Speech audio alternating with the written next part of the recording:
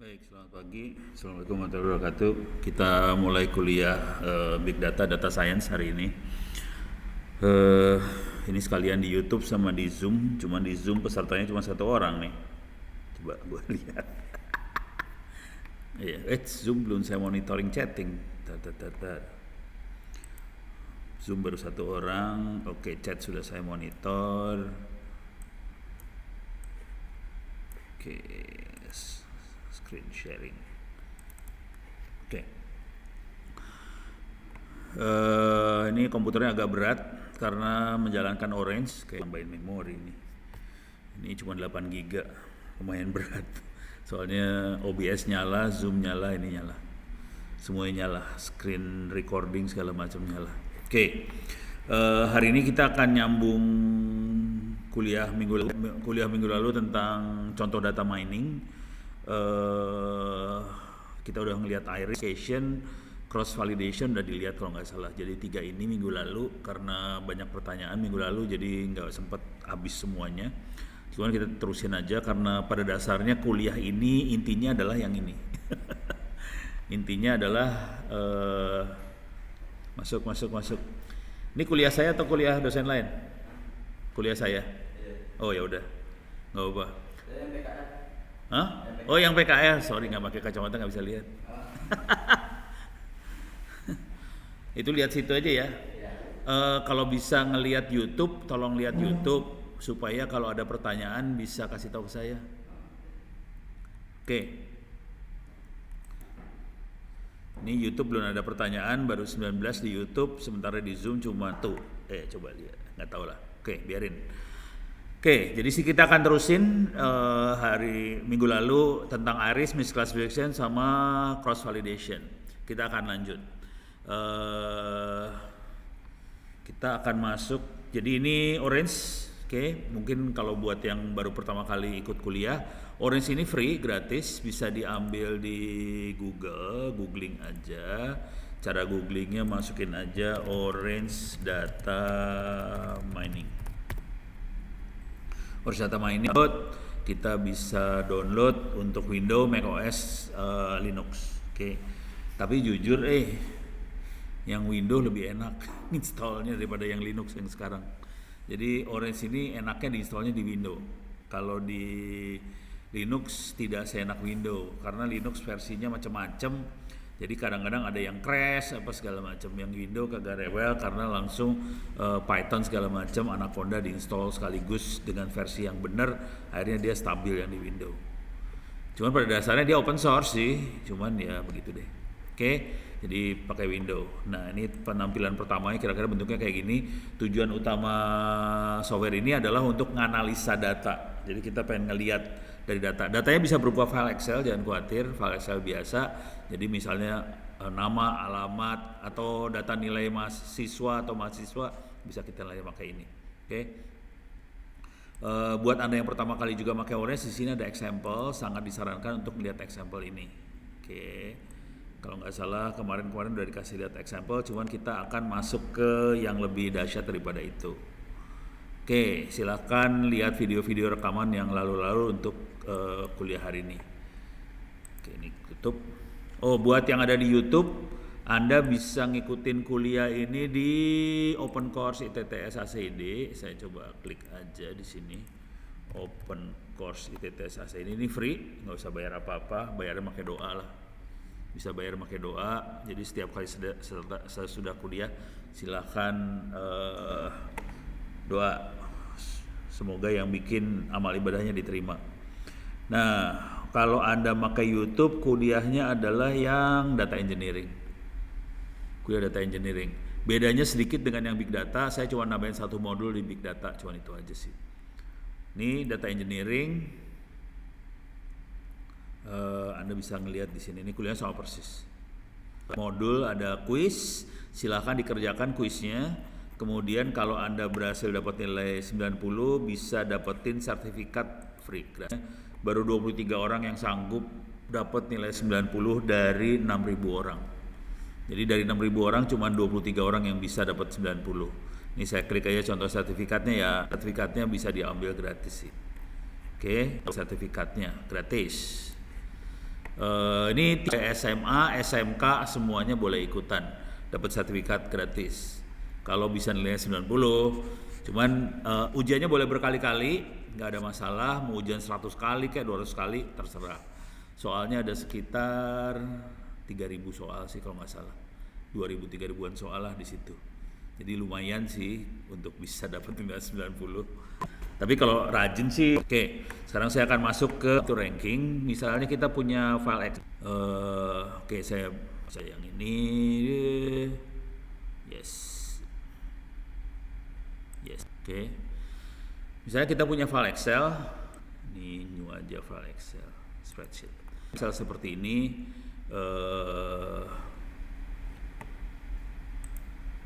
Nggak keluar. Lemot. Berat. Mudah-mudahan nggak ngeheng nih. Kalau ngeheng kacau. Ups. Oh, ini dia. Oke. Misalnya kita punya file Excel. Bentuknya kayak gini misalnya, nama. Ini siswa ya, atau mahasiswa sama aja lah. Nama, kemudian sekarang namanya NIM ya. Nggak tahu lah. Nah, ini nilai. Ini nilai bahasa Indonesia. Ini nilai ya, nilai bahasa Indonesia, terus Inggris, terus misalnya PKN, terus misalnya matematika, terus programming, terus apalah. Jadi ini nama, NIM, terus bahasa, kemudian di sini ada apa sih kalau rata-rata nilai itu NEM ya, NEM atau apalah namanya. Nah, ini kan ada nilai semuanya untuk setiap siswa. Di sini ada NEM. Pertanyaannya, kuliah mana yang paling menentukan NEM? Kira-kira kayak gitu. Jadi kita bisa ngelihat dari data ini, nanti kita bisa ngelihat dari sekian banyak kuliah mana sebetulnya akan menentukan NEM dari semua anak-anak itu. Jadi itu namanya fitur. Ini fitur, ini semua fitur. Sementara NEM adalah klasifikasi. NEM adalah klasifikasi yang menentukan anak ini pinter atau enggak. Kira-kira kayak gitu ya. Kalau di level mahasiswa barangkali IPK kali ya, indeks prestasi akademik kayak gitu-gitulah. Jadi dari sekian banyak fitur yang ada, mana yang menentukan kepandaian si mahasiswa gitu atau siswa. Jadi kita bisa ngelihat dengan data seperti ini. Oke. Dan biasanya kalau kepala sekolah, guru, dosen dan sebagainya kadang-kadang cuma ngasih nilai aja. Cuman kalau kita sebagai orang yang melakukan analisa, kita pengen tahu sebenarnya dari sekian banyak fitur apa yang menentukan dia. Cara yang sama kita bisa ganti juga untuk masalah-masalah yang lain. Misalnya ini ya. Misalnya kita soal misalnya masih IPK lah ya, IPK. Cuman di sini bukan nama NIM tapi nama, terus ini ada alamat. Nah, di sini selain nilai, di sini ada ini misalnya IPK-nya saya taruh di ujung sini ya, IPK. Di sini ada juga misalnya pendapatan orang tua. Terus di sini kita punya lagi, ini saya geser biar ada kelihatan. Di sini misalnya ada lagi tempat tinggal. Di sini ada lagi misalnya kendaraan. Si siswa atau mahasiswa punya kendaraan apa? Terus di sini ada lagi macam-macam. Jadi tidak harus nilai, bisa berbentuk alamat rumah, kendaraan yang dipunyain, jumlah teman misalnya, jumlah teman, media sosial yang dia pakai. Jadi parameternya bisa seenak jidat dimasukin segala macam parameter. Udah gitu kita lihat dari EPK-nya mana yang sebenarnya menentukan IPK tadi. Oke, jadi kita bisa ngelihat macam-macam sih sebenarnya. Kalau kita bisa masukin datanya, kita bisa ngelihat. Nah, ngelihat itu kita namanya fitur ranking. Oke, sekarang kita akan coba lihat. Jadi kita di sini bahasa Inggris feature, sebetulnya kalau bahasa Indonesia jadi fitur. Oke, Saya coba klik kanan. Ini kemungkinan URL-nya udah berubah. Oke, saya ada pertanyaan, apa katanya?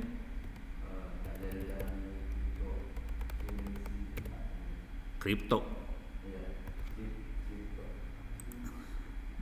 Oh, itu nama orangnya. Coba saya lihat ya.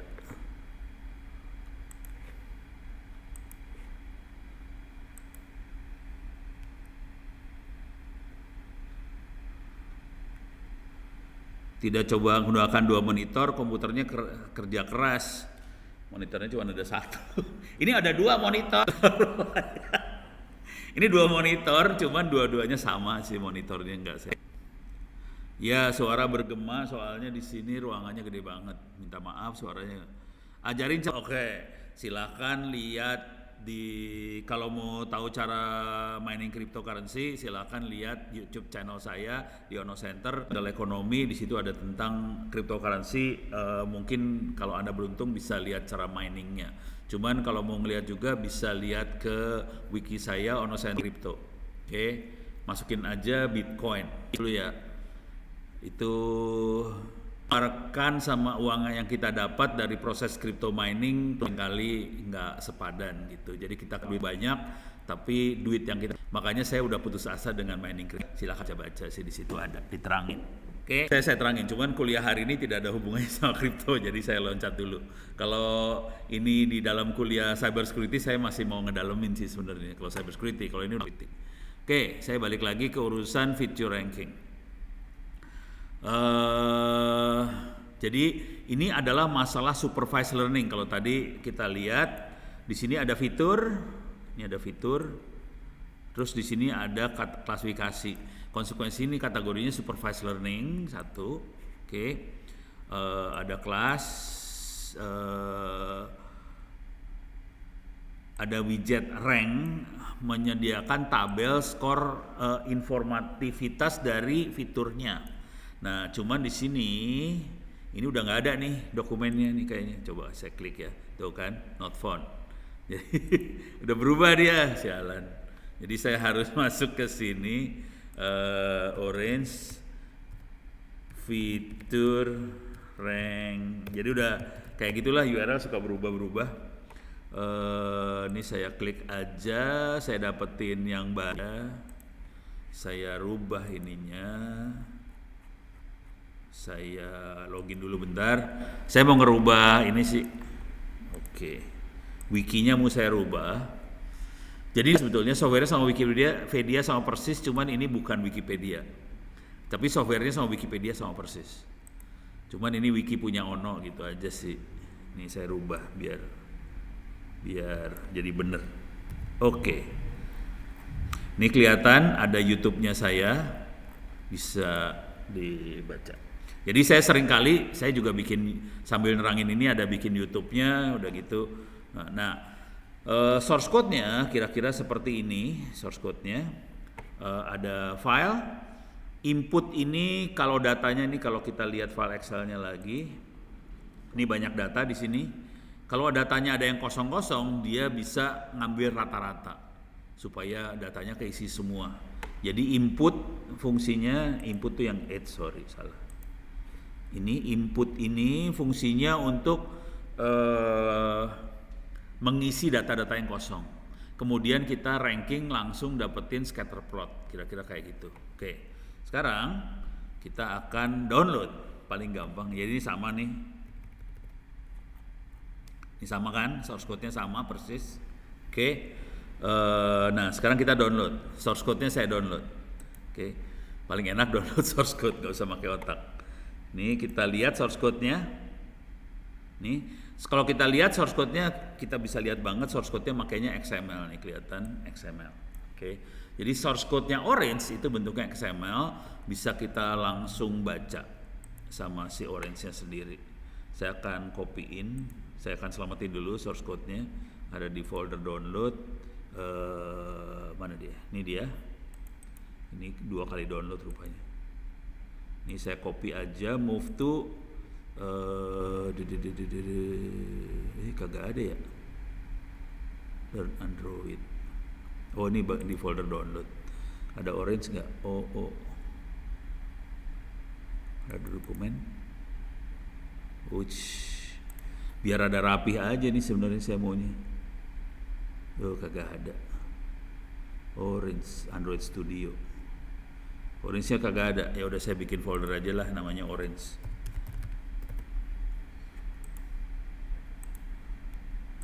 Oke.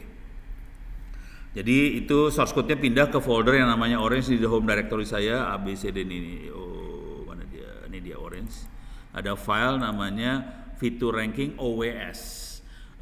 OWS singkatan dari Orange Workflow, S-nya nggak tahu, source kali. Oke. Jadi Orange Workflow. Dia nyebutnya source code-nya sebagai workflow. Oke, sekarang kita akan coba jalankan orange-nya.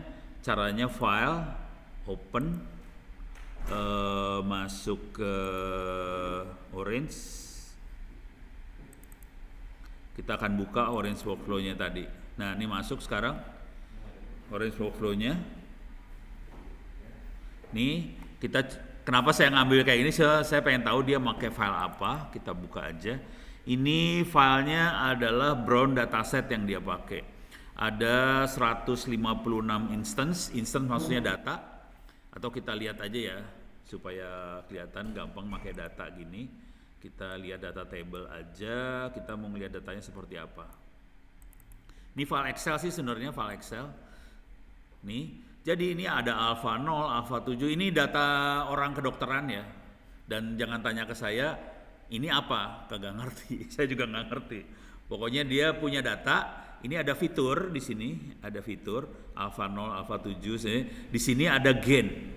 Gen itu kayaknya bangsanya DNA apa kayak gitulah orang-orang kedokteran. Terus di sini ada klasifikasinya. Kalau datanya seperti ini ada gen, ini klasifikasinya proteas. Ini ada RESP. Di sini ada proteas lagi, ini ada ribo. Jadi dia punya 1 2 3 kayaknya 3 klasifikasi. Ada proteas, RESP, ribo. Ada 3 klasifikasi. Di sini ada gen, di sini ada alpha. Nah, di sini ada yang datanya tanda tanya. Tanda tanya tuh artinya nggak ada datanya. Dan kita harus ngisi data tadi yang tanda tanya tadi. Jadi bentuk datanya kira-kira kayak gini. Dan ini banyak banget, ini tuh banyak banget di sini. Jadi fiturnya banyak sekali. Oke, untuk satu spesimen itu ada banyak banget fitur. Dan kita harus ngisi yang kosong-kosong itu pakai input. Input itu intinya ngisi yang kosong. Kalau mau ngelihat hasilnya kita bisa lihat ini, inputnya kita lihat di data lagi. Ini setelah di input. Oke. Ini perhatiin yang tanda tanya udah nggak ada sekarang. Jadi input tadi fungsinya cuma ngilangin tanda tanya doang. Cuman kalau kita perhatiin baik-baik di datanya, kemungkinan besar yang tanda tanya angkanya 0,02. Ini tanda tanya ini. Ini kalau kita lihat dia ngerata-rata sih sebenarnya. Pokoknya dia ngerata-rata data nih sih sebenarnya. Oke. Ini input, bisa ngelihat teknik input yang dipakainya average atau most frequent. Jadi dia rata-rata nih yang dia pakai. Bisa juga do not input, bisa jadi kita bisa ngasih nilainya sesuai dengan kita maunya apa, bisa kita pilih cara ngasih nilainya di sini. Bisa juga kita masukin random, nilai random juga bisa. Oke. Tapi ini cara rata-rata. Yang paling aman adalah di rata-rata. Jadi kalau datanya kosong kita rata-rata aja. Ini saya buang aja, remove. Ini remove soalnya nggak perlu. Nah, sekarang kita melakukan ranking. Oke. Ini ranking, langsung kita bisa lihat dari rankingnya ada 2 data yang paling dominan, DAUF sama SPO early, nggak tahu apa itu maksudnya. Pokoknya data ini yang bikin dominan. Ada data yang tidak dominan, ada di bawah-bawah sini tidak dominan. Jadi ada data yang bisa dibuang, tidak akan berpengaruh pada klasifikasi yang kita mau. Ada data yang dominan. Jadi bentuknya seperti ini sih sebenarnya hasil akhirnya. Oke.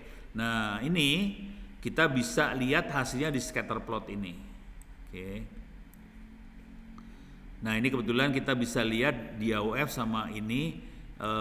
Ini kita punya 3 klasifikasi, proteas, REF sama ribo. Nah kemudian mana tadi? Oke, ini saya kecilin aja.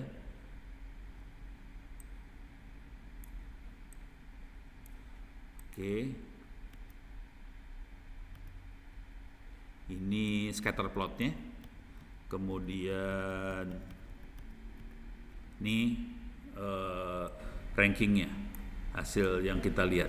Jadi kita lihat DAWF sama SPO early, ini dua makhluk ini yang dominan banget, dan ini hasilnya kelihatan. Kalau ini kita ngelihat dua aja ya, dari dua aja kita bisa lihat bahwa datanya kepisah antara tiga ini. Jadi Proteus kelihatan ada di atas, Refs ada di bawah, Ribo ada di sebelah kiri bawah. Ada beberapa data yang kesambung, ada yang beberapa data yang agak nyampur, dan ini kita bisa lihat ini bikin masalah nanti waktu kita melakukan klasifikasi.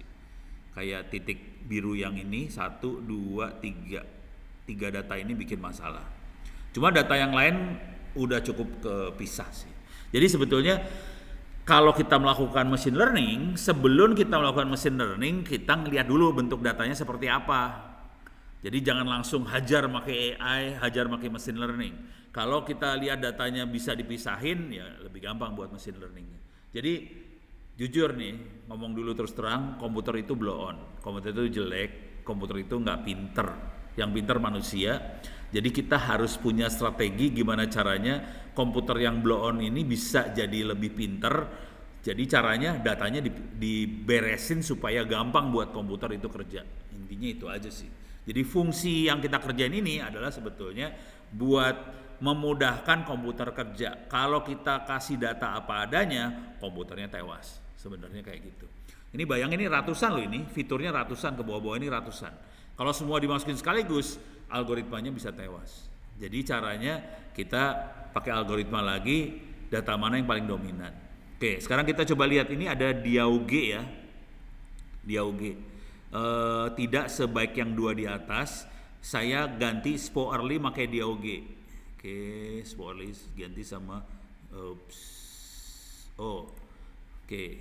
Saya ambil di sini sama di sini.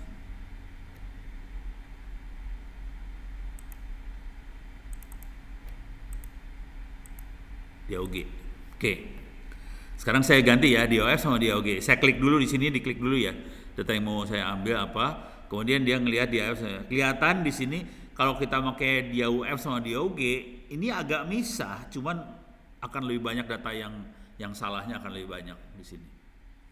Jadi bisa, cuman tingkat kesalahan lebih tinggi. Kalau kita pakai yang ini sama ini, ini dua. Oke, ini kita ganti lagi sporely, lebih bagus hasilnya. Oke, kalau sporely sama DAUG gimana? DAUF saya buang dulu. Ini DAUG yang dipakai. Ini masih, yang bikin bagus sporely-nya berarti ya. Ini kelihatan kepisah juga, cuman ada beberapa data yang bikin perkara nih, 1, 2, 3 data. Ini bikin masalah nih. Oke, jadi tetap kelihatan ada 3. Cuman ini jadi kita kalau sebelum melakukan proses analisa dulu datanya, pakai mata analisanya. Beres ya? Sip ya? Oke. Coba saya cek ada pertanyaan enggak?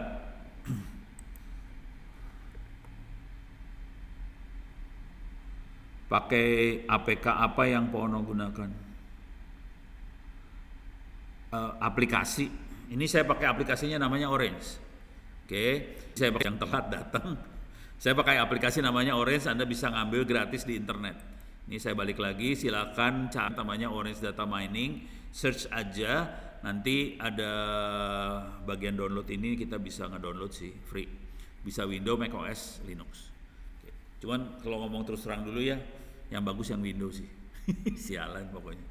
Saya pakainya Linux jadi sengsara banget yang pakai Linux nih.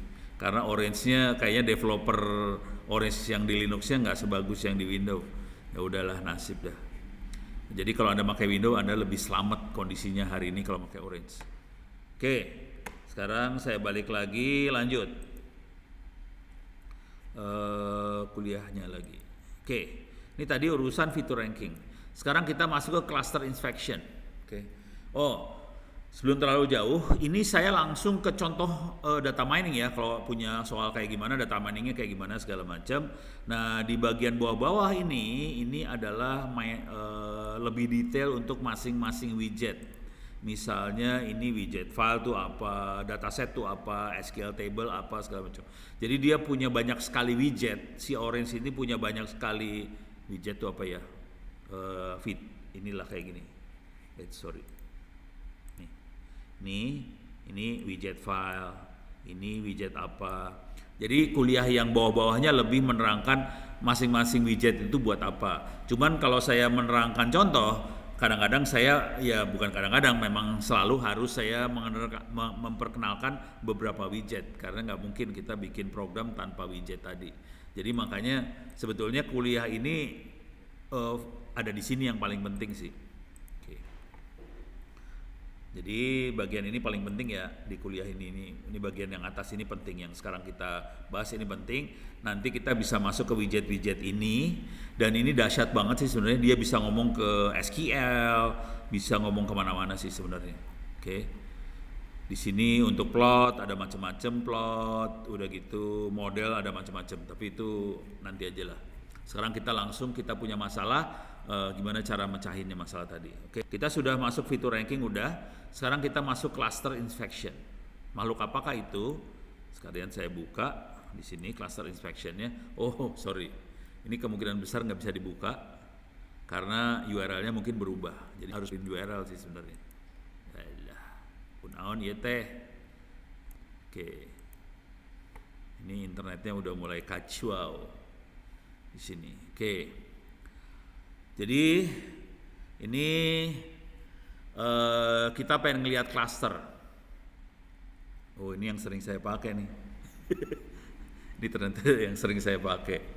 Kalau nggak salah ini pernah saya, tapi nggak apa-apa lah, kita ulang lah. Jadi kita melihat cluster adalah pengelompokan. Kalau kita jalan ke perumahan-perumahan yang dibikin sama real estate, pasti ada cluster. Ada cluster mawar lah, cluster apa. Jadi di perumahan-perumahan banyak cluster. Cluster pada dasarnya adalah pengelompokan. Jadi fungsinya algoritmanya adalah kita bikin kelompok sih sebenarnya. Oke. Di sini contohnya adalah filenya file apa sih namanya? Zoo kebun binatang. Ada 101 animal, ada 16 atribut. Atribut adalah fitur ya. Jadi di sini source code-nya nanti kita pakai file zoo, kemudian ada 101 binatang yang didefinisikan dengan 16 atribut. Nanti kita lihat nih bentuknya kayak gini. Kemudian caranya kita mengelompokkan adalah kita hitung yang jarak antar fiturnya itu dekat. Misalnya binatang yang kaki 4 kan dengan kaki 4 hampir sama, berarti jarak antar fiturnya dekat, kita kelompokkan jadi satu. Kaki 4, kaki 2, ada yang ada sayap, nanti ada yang ada bulu, ada yang jalannya pakai apa sih, badan, kayak ular pakai badan. Nah udah gitu kita bisa bikin cluster, dan udah gitu kita bisa lihat ininya apa, box plot. Oke. Karena saya males coding, saya ambil source code. Ini kemungkinan besar akan error di sini. Source code-nya akan error. Nah ini error, jadi saya harus ganti URL sih sebenarnya. Jadi URL-nya saya ganti. Caranya adalah namanya apa tadi? Cluster inspection. Saya ambil ini aja lah. Cuman yang bisa saya edit bukan web yang ini, saya harus ngedit satu lagi nih. Di sini yang bisa saya edit. Nah web ini saya bisa edit, kalau yang satu lagi enggak. Oke, sekarang saya akan masuk Google buat benerin URL, karena URL-nya dirubah sama si Orange rupanya. Nah ini ada cluster, balik ke saya lagi nih mah, sialan. Cluster inspection. Ini dia. Beda, beda.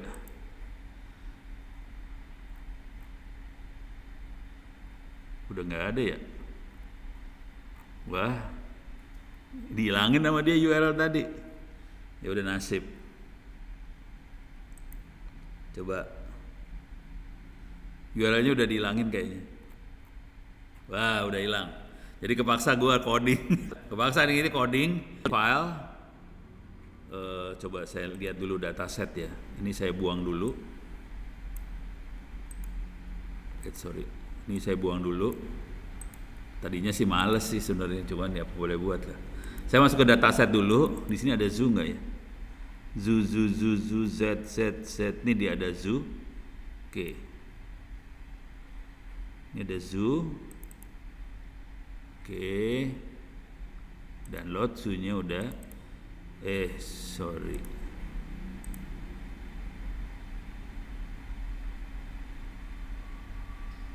Dataset.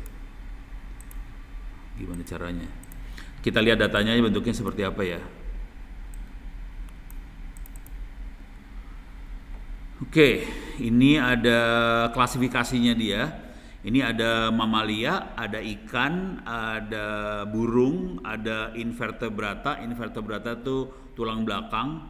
Terus ada insek, ada amfibi segala macam. Terus di sini ada namanya. Kemudian di sini ada bulu, ada feather tuh apa ya? Burung tuh apa ya? Bulu juga ya? Hair itu rambut, ada yang punya rambut, ada yang punya bulu, ada yang punya telur, ada yang punya susu, ada yang bisa terbang, ada yang di air, ada yang predator, ada yang punya gigi, ada yang punya backbone, ada yang bisa napas, ada yang berbisa, ada yang fin tuh apa sih? Nah gitu dah pokoknya ya. Jadi fiturnya macam-macam. Ada yang kakinya 4, ada yang kakinya 0, ada yang kakinya 2, ada yang punya buntut, ada yang binatang peliharaan, ada yang besarnya sebesar kucing, cat size. Jadi ini fitur-fiturnya. Oke. Sekarang kita pengen lihat, bisa nggak kita kelompokin ini, dan ini banyaknya ada sekitar 100. Ini ada 100 binatang. Kita pengen mengelompokkan binatang-binatang ini. Oke. Cara ini perhatikan baik-baik, fiturnya bukan angka loh ini, hati-hati ya. Fiturnya adalah yes no. Fiturnya yes no, yang angka cuma jumlah kaki. Jumlah kaki ada angkanya, yang lain yes no doang. Parah banget nih fiturnya yes no. Dan jadi ini kata-kata bentuk fiturnya, dan ini kaki ya, yang ada angkanya. Oke, jadi kita punya datanya parah banget seperti itu. Dan selanjutnya kita akan ngitung distance. Distance adanya di unsupervised learning, kita pakai distance. Nih, oke. Jadi kita ngitung jarak antar fitur tadi, kemudian kita lihat kelompoknya. Coba kita lihat, bener nggak? Jadi kan gini, file, distance, hierarchical cluster. Kemudian kita masuk blockspot. Ini ya, blockspot lagi, boxplot, kebalik-balik. Oke. Visualisasinya make ini dia boxplot. Oke. Ini visualisasinya. Nah, kita bisa lihat sekarang hierarkinya. Nah, ini hierarkinya dia. Kita bisa kegedean. Oke. Ini penamaan di sini jangan pakai tipe, kita namanya pakai name aja biar kelihatan. Oke, biar kelihatan ini punya siapa. Nah, kita bisa lihat box plotnya di sebelah sini. Sekarang coba kita lihat mana tadi namanya. Ini dia. Jadi kita bisa lihat cluster dan box plotnya. Coba kita lihat ya. Jadi tadi dari fiturnya cuma yes no doang. Fiturnya cuma yes no, kemudian yang ada angka cuma kaki doang ya. Kakinya pilihannya 0, nggak ada kaki 2, kaki 4. Oke. Sekarang kita lihat. Ini gorila sama wallaby. Oke. Wow. Horor banget ini. Ini apa nih ya? Ini variabelnya cluster. Subgrupnya, wah ini tidak ini nggak ngomong ini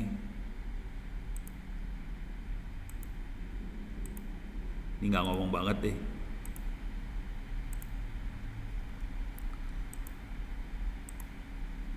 Oh,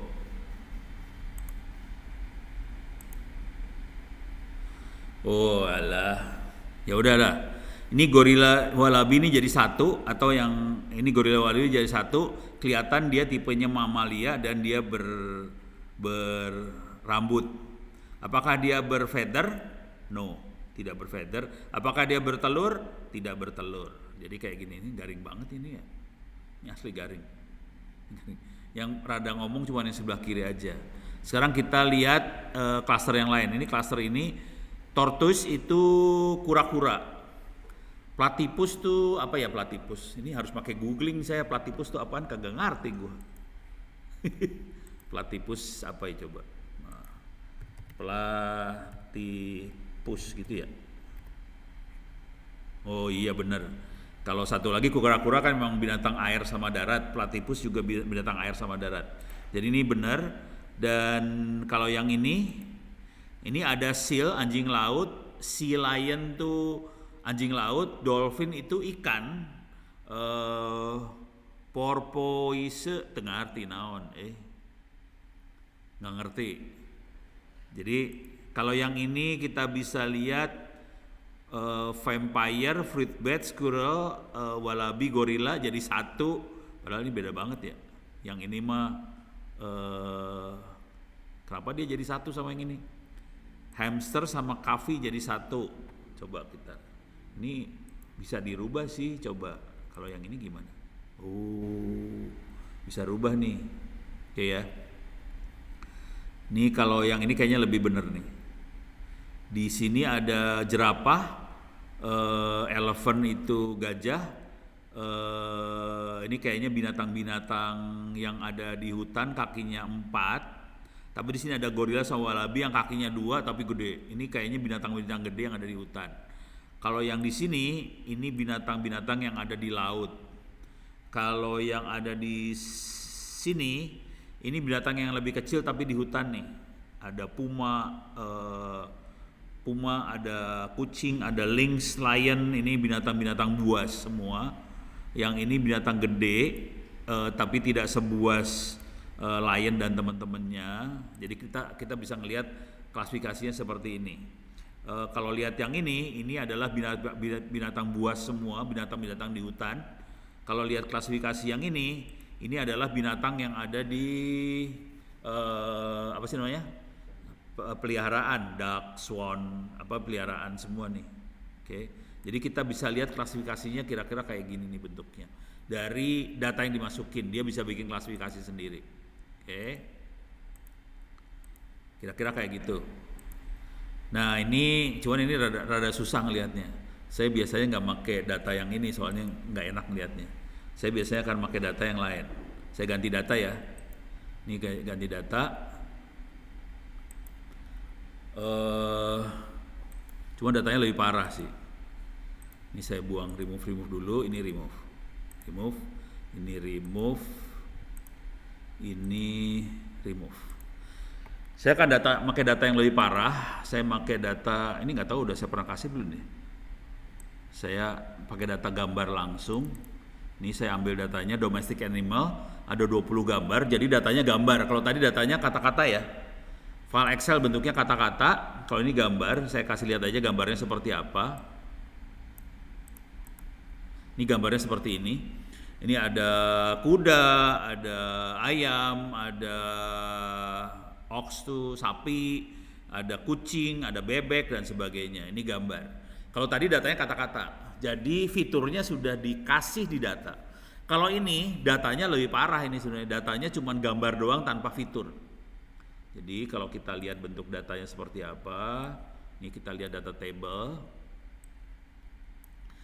Datanya cuma kayak gini doang. Nama. Ini adalah besarnya kilobyte dari file gambar yang ada di situ, dan ini adalah pixel, lebar sama tinggi pixel. Oke. Cuman tidak ada fitur yang tadi. Kalau tadi ada fitur kan gampang ya, kaki 4, kaki 2, ada bulu, ada rambut, ada segala macam. Kalau ini tidak ada sama sekali. Jadi dengan data seperti ini bisa nggak dia melakukan klasifikasi? Kalau tadi masih gampang klasifikasinya, soalnya datanya kita kasih. Fiturnya ini datanya cuma gambar doang dan kita melakukan klasifikasi. Teknik ini bisa kita pakai untuk mengklasifikasi kalau misalnya kita pasang kamera, misalnya kamera CCTV atau kamera di lobi, di kantor, di lobi kita pasang kamera, udah gitu kita bisa mendeteksi ini orang kita kenal siapa namanya, ini orang maling atau bukan, bisa pakai dengan cara seperti ini sebenarnya. Jadi kita masukin data dulu, ini yang kita kenal, ini tamu yang kita kenal. Jadi yang semua yang kita kenal kita kasih training dulu. Kemudian kalau ada yang tidak kita kenal, dia langsung ngasih tahu, ini kayaknya orang ini belum pernah kesini sebelumnya, gitu ya. Nah ini kita akan coba melakukan klasifikasi ini. Bisa nggak si mesin lakukan klasifikasi seperti itu? Cuma untuk bisa klasifikasi kita harus ngeluarin fitur. Padahal datanya gambar, fiturnya nggak dikasih tahu, mateng lu. Cara yang ngeluarin fitur gimana? Gampang ternyata. Cuman gini aja, masuk ke image analysis, di sini ada image embedding. Oke. Image embedding yang kita pakai ada banyak pilihannya. Ada Google, ini Google Inception V3, ada Squishnet, ada ini free semua. Saya kasih lihat dulu aja ya Google Inception V3 yang mau saya pakai nih. Tapi ini Google Inception V3. Ini bentuknya neural network. Nah, ini neural network yang dioperasikan oleh Google dan ini free, gratis, bisa kita akses. Kalau kita pakai Google Inception V3 ini outputnya akan ada ini untuk klasifikasi dan dia akan ngeluarin mana fiturnya. Di sini kali, di sini. Sama lagi. Ini dia. Inputnya adalah 299 kali 299 kali 3. 3 itu red, green, blue warna. Kemudian 299 kali 299 itu pixel. Kemudian outputnya adalah 8 kali 8 kali 2048. 2048 adalah fitur keluarannya dia. Jadi dia akan ngitung fitur dari gambar. Nggak tahu caranya gimana, pokoknya dimasukin mesin ini keluar fitur.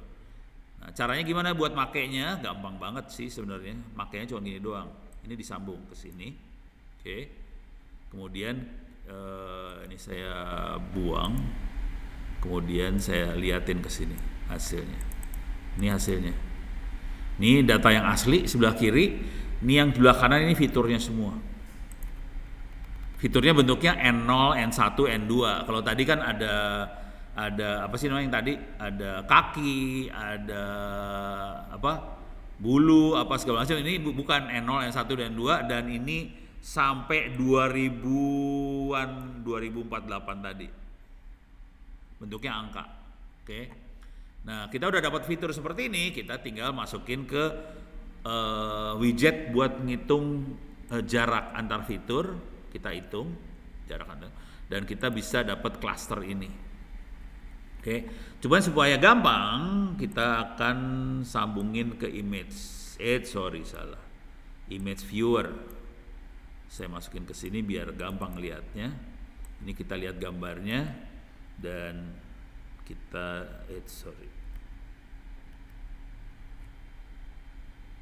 ini YouTube saya hilang nggak ya? Oh, ada pertanyaan, bentar. YouTube saya parah ini, saya tadi klik open course, salah ngeklik ke delete. Ntar saya sambil masuk ke YouTube lagi ya. Mudah-mudahan saya bisa masuk ke YouTube, kalau nggak pening kepala. YouTube. Iyalah, YouTube yang biasa.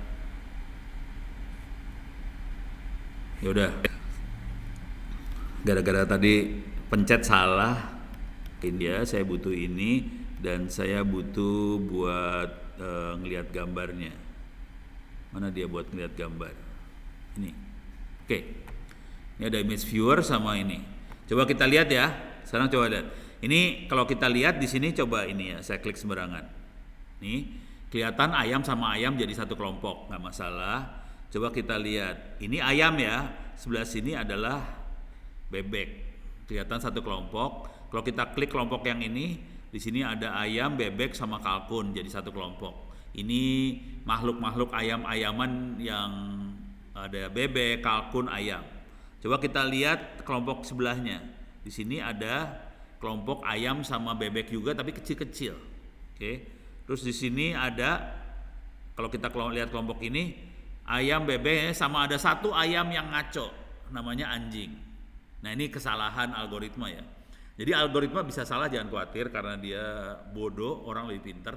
Kalau kita tahu bahwa ini nggak satu kelompok nih, ini kakinya 4, cuman ini kenapa dia salah? Ini kakinya agak kecampur nih, jadi dia salah melihat, beres ya. Nah sekarang kita lihat cat rabbit ini misah. Walaupun kita tahu cat sama rabbit itu beda, yang satu kelinci satu kucing beda, tapi kelihatan ini adalah makhluk kecil dan lucu, udah dipisahin. Nah sekarang kita lihat yang sebelah sini, ini ada kelompok kambing apa nggak tahu. Nah ini ada kelompok yang kaki 4 kurus. Di sini ada kaki 4 juga tapi gendut nih. Ini kaki 4 gendut nih. Kaki 4 gendut, di sini ada kaki 4 gendut juga, dan ini di sini ada kaki 4 gendut dan ada kambing. Ini ada sheep, ini kaki 4 gendut semua. Jadi di sini ada kaki 4 kurus, di sini ada kaki 4 gendut. Di sini ada kalau yang lebih bagus mah yang ini tadi ya. Nih, ada burung-burungan dan ini ada yang makhluk lucu. Ada makhluk lucu, ada burung, ada kaki 4 gendut, ada kaki 4 kurus. Itu ya. Oke, sekarang saya akan coba masuk ke YouTube. Masuk ke YouTube saya ya, Your Channel. Mudah-mudahan saya bisa ngelihat streaming saya sendiri ntar. Ini lagi live.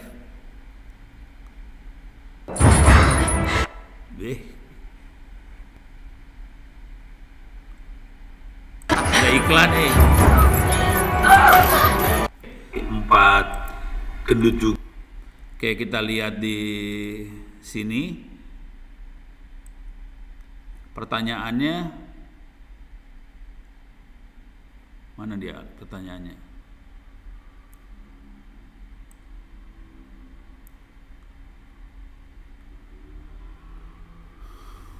Untuk enroll, ini ada pertanyaan untuk masuk kelas e-learning saya ya.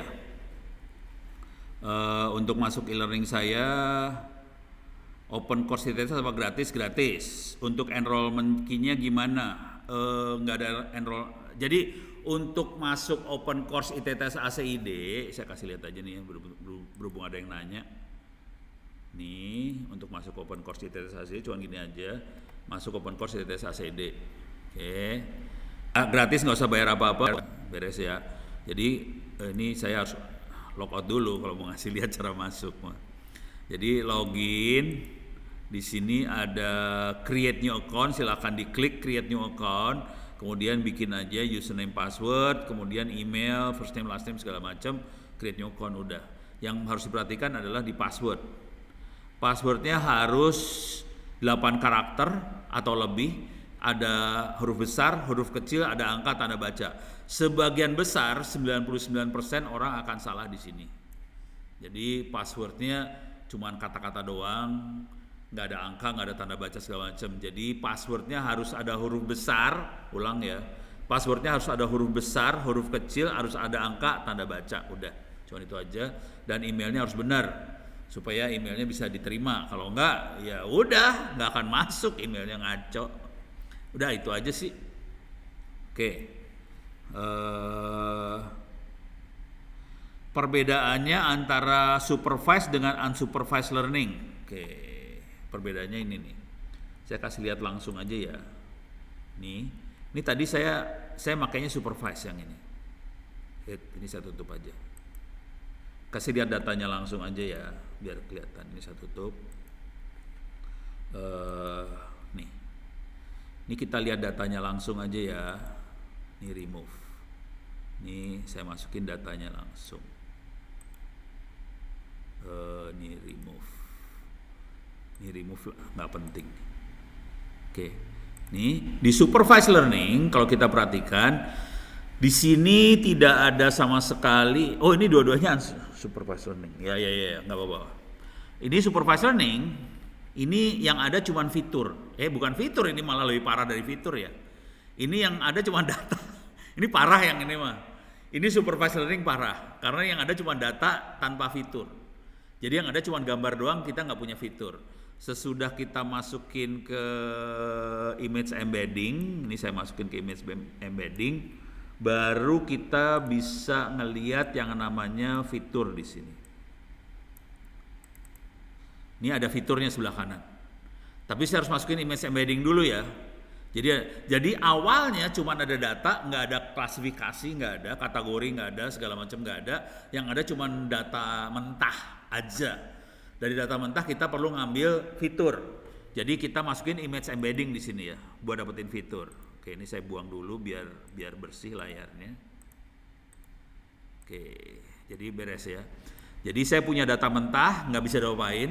Saya masukin image embedding, saya baru dapetin fitur. Nah, ini adalah supervised learning. Karena saya cuma punya fitur aja. Bedanya apa sama unsupervised learning? Yang ini unsupervised. Saya ulang lagi ya. Yang tadi gambar ini namanya unsupervised. Tidak ada orang tidak ngasih tahu klasifikasinya apa. Sekarang saya akan masuk ke supervised. Ini tutup. Nah, ini saya ganti ya. Yang paling gampang iris. Oke, paling gampang iris.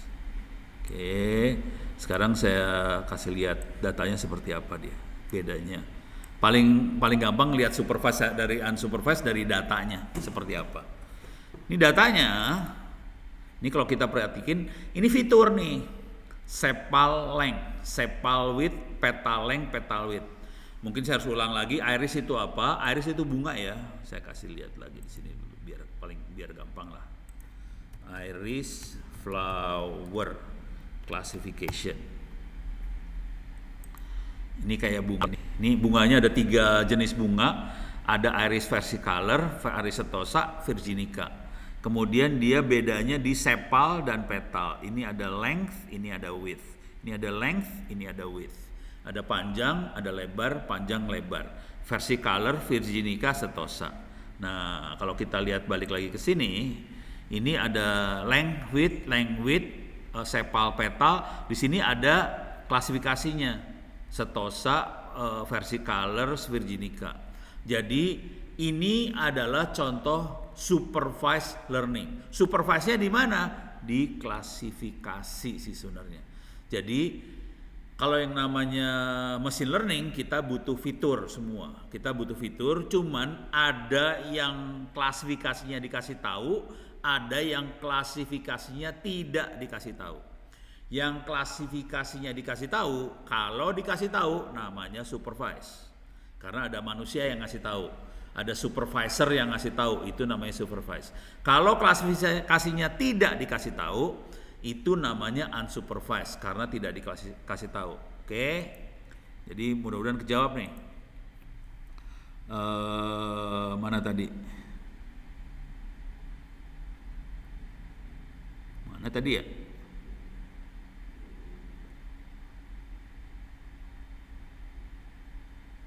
Wah, Instagram saya kena hack. Bagaimana mengembalikan? Nih Gaby, Instagramnya kena hack, gimana ngembaliinnya? Pening tuh kalau udah urusannya kayak gitu. Kalau Instagram kena hack, kembalinya gimana ya? Pusing kepala sih sebenarnya. Paling gampang sih laporin ke admin Instagram sih sebenarnya. Kalau minta orang ngehack balik, itu namanya hack lawan hacker. Ya pinter-pinteran aja antara hacker sama hackernya. Paling gampang adalah laporin ke Instagramnya langsung, kemudian laporin juga ke polisi dan sebagainya supaya bisa kerjasama dua makhluk itu. Karena ini kalau sampai ketahuan, ini kalau mau jujur ya, polisi Indonesia juga nggak bodoh-bodoh amat sih sebenarnya. Cuman butuh duit aja, bisa dihajar sih sebenarnya, bisa dapat. Cuman ya itulah, butuh duit. Jadi kalau saya orang swasta kayak gini, suruh ngebalikin, terus suruh nyerang, itu sama aja perang, kan nggak lucu ceritanya gitu ya. Untuk ITTS tadi udah kasih tahu cara enrollnya. Nanti kalau Anda login, sebetulnya Anda bisa masuk ke kuliah-kuliahnya tanpa enrollment key sama sekali. Yang kuliah saya ya, yang saya kasih lihat tadi, kuliah saya nggak ada enrollment key. Oh ini yang sial. Pertanyaan perbedaan supervised learning dan unsupervised learning.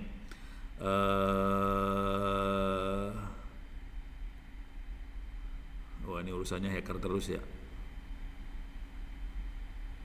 Oke, saya cari lagi.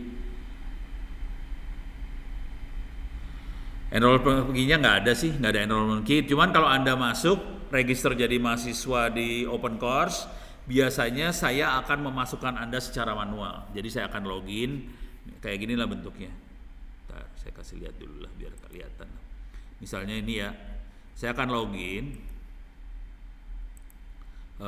saya akan masuk ke open course, kemudian saya akan, nih saya demoin langsung lah. Jadi kalau Anda bisa bikin account di open course, nanti saya akan login ke open course. Ini saya lagi login ke open course. Nanti terus saya akan lihat ada yang salah login nggak. Kalau ada yang saya login, saya approve aja lah. Ih, lama banget ya untuk login ya. Lama banget. Oh, udah. Saya akan masuk site admin. Kemudian ada yang salah login nggak? Ini caranya saya masuk user. Saya masuk bulk user action, saya akan ngelihat orang-orang yang salah login. Caranya saya lihat gini, siapa aja yang belum confirm, yang no belum confirm, saya akan lihat. Kemudian ini coba lihat ada, semuanya sudah confirm, saya tinggal masukin aja. Jadi saya akan ngelihat ke dashboard, saya akan lihat ini untuk hari ini saya akan coba lihat 2 kuliah ya. Kuliah cyber security sama data engineering. Jadi di sini ada data engineering, ini ada cyber security. Jadi mahasiswa di cyber security, saya cuma klik ini aja, klik setting, salah klik more, kemudian satu lagi juga. Nih, saya klik setting more, oke. Kemudian di sini saya masuk ke dua-duanya akan saya masuk user sama enrollment method. Anda juga bisa masuk sendiri sih sebenarnya. Nah ini ada enrollment manual, enrollment. Kalau Anda pengen enroll sendiri, di sini ada self enroll juga ada. Cuman sebagian besar orang nggak tahu caranya self enroll, padahal gampang banget, tapi nggak ada yang tahu. Ya udah, kepaksa ono yang turun sendiri langsung manual enroll. Dan ini saya kerjakan tiap hari. Sebenarnya Anda ngerjain saya sih tiap hari sebenarnya. Ini ada 4 orang, ada 5 orang di sini yang belum enroll. Di sini juga saya klik aja. Ini ada 5 orang, saya giniin aja sih, select all, add, tambahkan. Jadi ini udah masuk data engineering, saya akan masuk ke yang cyber security, select all, tambah. Jadi semua orang yang baru masuk ke open course saya akan masukin kuliah cyber security. Ada beberapa kuliah sih, bukan hanya cyber security sama data engineering, ada beberapa kuliah saya akan masukin. Tapi caranya manual kayak gini saya masukin. Soalnya 99% orang nggak tahu caranya enroll. Padahal nggak pakai password, tapi nggak tahu, ya udahlah terpaksa lah. Tiap hari saya kerjain itu, asal tahu aja sih. Ono kepaksa ngerjain tiap hari kayak gitu. Ya udah, sekarang kita lanjut ya. Masuk sini, kita masuk ke bisa tadi ini ya data engineering ini. Kita sudah kuliahnya sudah sampai di cluster inspection. Hierarchical cluster yang tadi ya kayaknya udah 2 sekaligus nih, berarti udah beresin. Coba hierarchical cluster. Ini yang tadi. Oke. Sama aja lah kira-kira kayak gitu. Cuman di sini ditambahin heat map aja, kita bisa ngelihat di heat map ini saya kasih lihat ya. Di sini ada distance map, kita bisa ngelihat seberapa parah errornya sih sebenarnya. Distance map itu cuman sumbu X sama sumbu Y. Harusnya sumbu X sama sumbu Y ini adalah makhluk yang sama. Ini antara yang apa sih? Hasil prediksi sama yang data sebenarnya. Jadi kalau sama persis antara prediksi dan data sebenarnya, sebetulnya semuanya akan di tengah sini datanya. Cuman kalau salah ada yang kelempar-lempar kiri kanan gitu. Jadi cuman kayak gini aja kalau kita lihat programnya, cuman file, ngukur jarak sama cluster. Udah cuman gitu. Ini programming loh ini. Kalau di SMK ini namanya RPL ya. RPL cuma kayak gini aja sekarang. Jadi percuma masuk jurusan RPL. Programming udah kayak gini doang sekarang. Parah banget.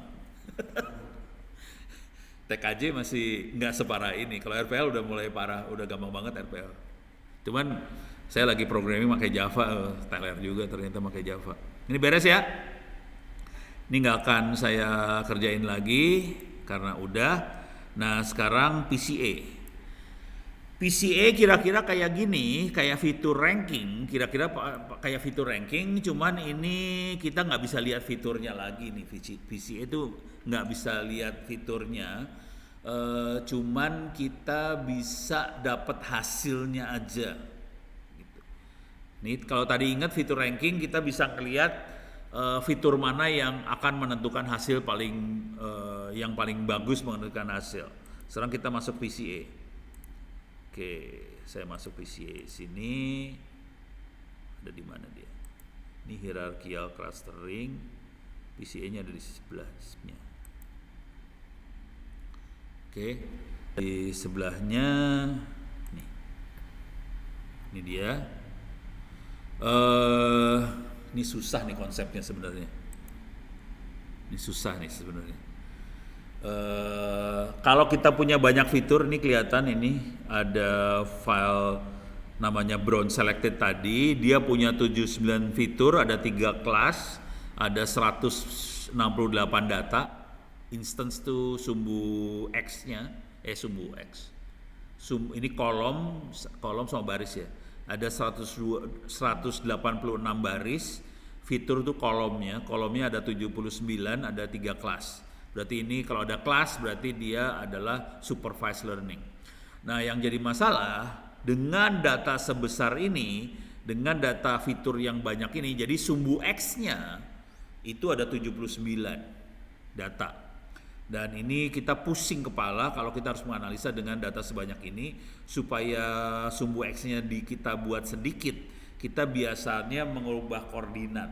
Nah ini agak susah konsepnya merubah koordinat. Jadi kalau kita rubah koordinat, kita bisa ngambil fitur.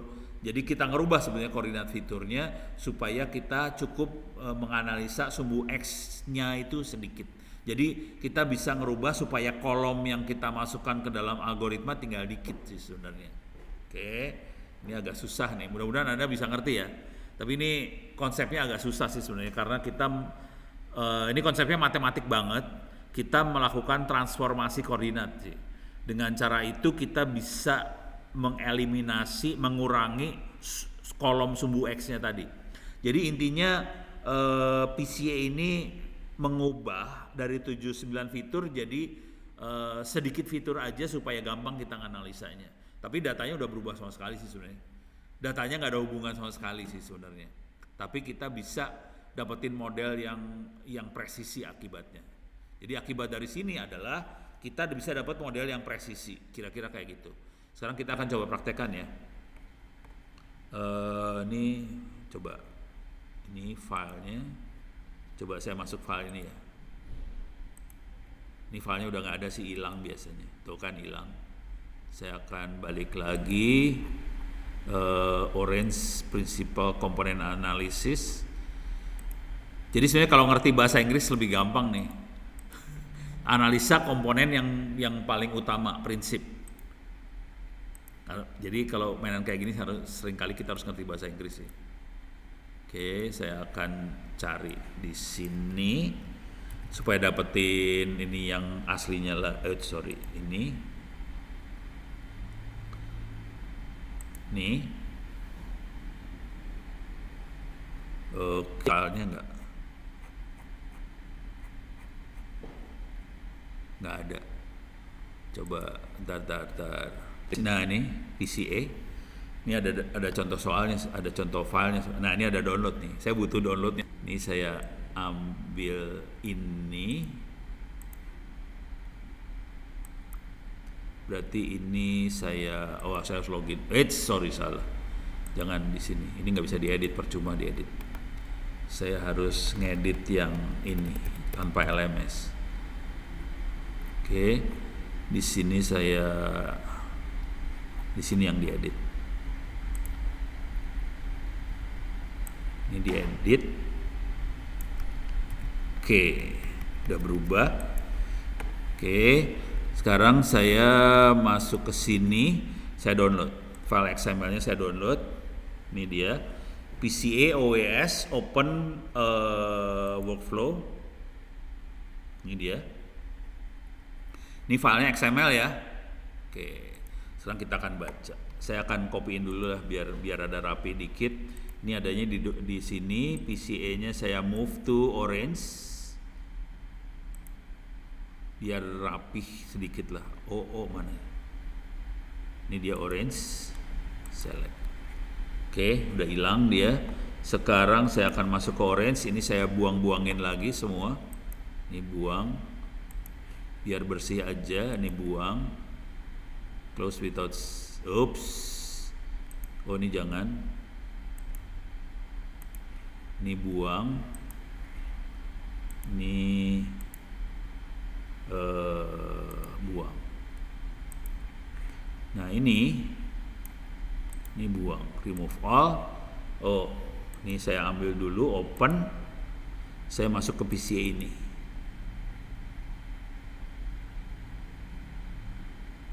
Orange seems to have crashed. No. Open lagi, hilang dia. PCA open. Oke. Ini saya tarik-tarik ya biar ada. Sorry. Ini saya tarik. Ini jauhin. Biar nggak umpel-umpelan. Dah. Ini programmingnya enak banget sih pakai ini, dan kita bisa bikin kata-kata, dan orang kalau kita pernah programming kalau naruh kata-kata harus kasih remarks apa slash bintang atau apa, atau slash kalau kayak bahasa Java. Nah, kalau ini udah bentuk kata-katanya kayak gini aja, kasih tanda petunjuk apa, udah enak banget nih, udah kayak apa ya? Kayak gambar aja, bukan kayak program nih. Jadi bentuknya file, coba kita lihat filenya apa. Ini filenya kayak gini yang tadi. Oke. Ada 186 instance, ada 79 fitur. Dengan ada 1,5% yang missing, dan kita punya kelas kategori 3 kelas kategori. Oke. Kalau masih ini data yang tadi, supaya nggak penasaran kita lihat aja datanya. Ini datanya seperti ini ya. Jadi di sini ada kelasnya, klasifikasinya, di sini ada fiturnya.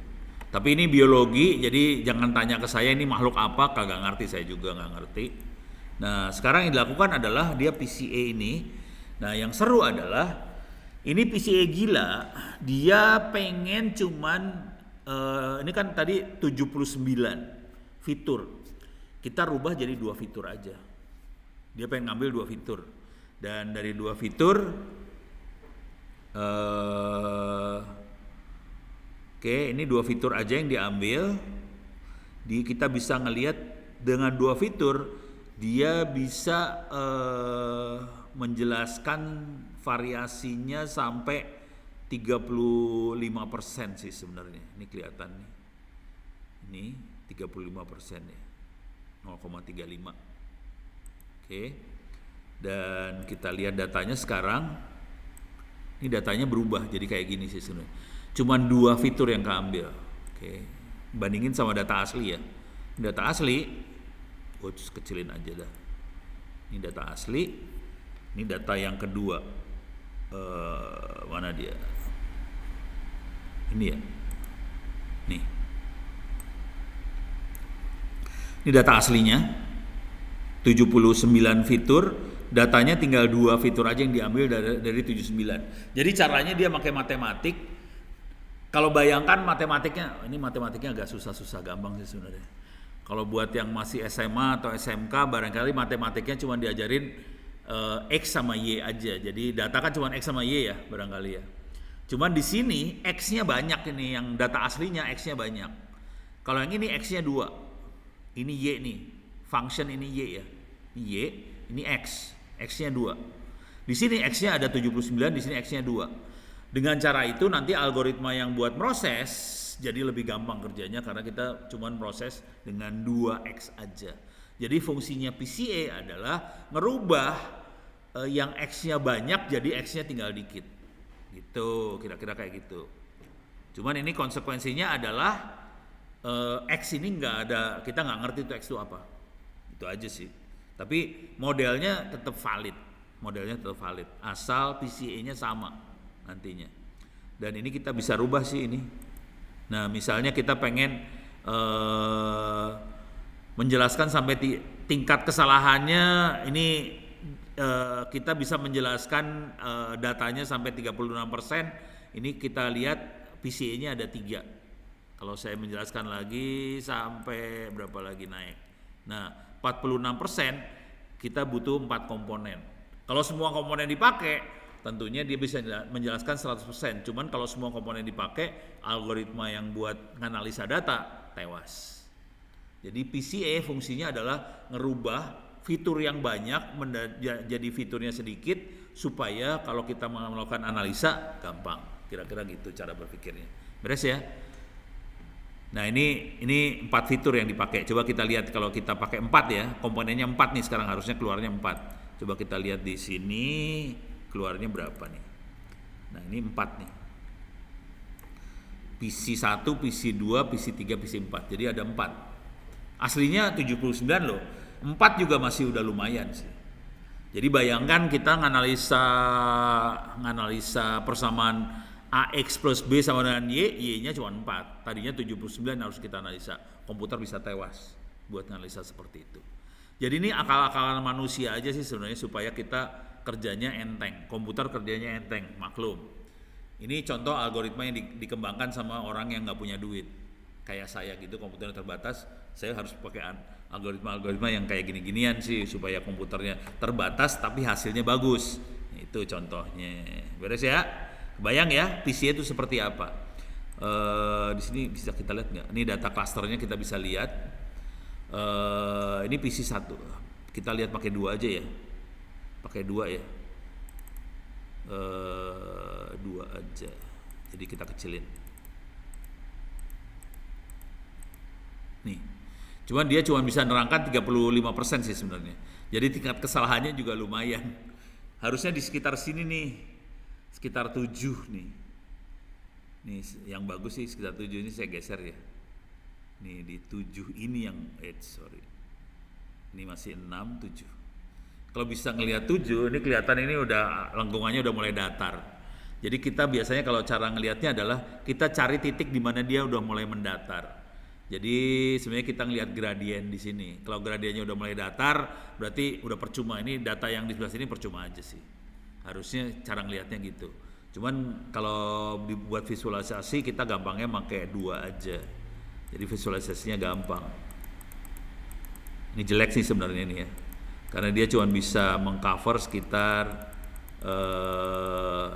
cuma 35% ini. Terlalu rendah. Nih, ini 3, ini 2. Oke, 35%. Nah, kita lihat scatter plotnya. Ini kelihatan dia bisa mengklasifikasikan 3 juga sama, berhasil diklasifikasi. Cuman ini ada yang salah-salahnya, kelihatan ini salah nih. Ada biru masuk ke dalam merah, ada merah ke dalam biru, yang hijau kayaknya nggak terlalu parah. Jadi yang ribo itu kemungkinan besar berhasil. Cuman 2 ini antara Proteus sama REST ini salahnya lumayan. Ada 1, 2, 3, ada banyak salah. Tapi ya nggak apa-apa lah. Yang namanya machine learning emang kayak gitu sih. Bakal ada yang salah-salah segala macam. Beres ya? Mudah-mudahan udah kebayang nih yang namanya PCA. PCA itu seperti apa? Oke, coba saya lihat cek YouTube.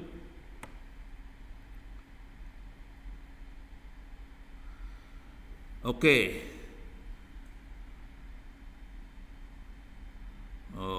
Job-job freelance misalnya. Wah, itu mah di YouTube biasa aja ya, jangan di kuliah dulu ya. Job-job banyak lah.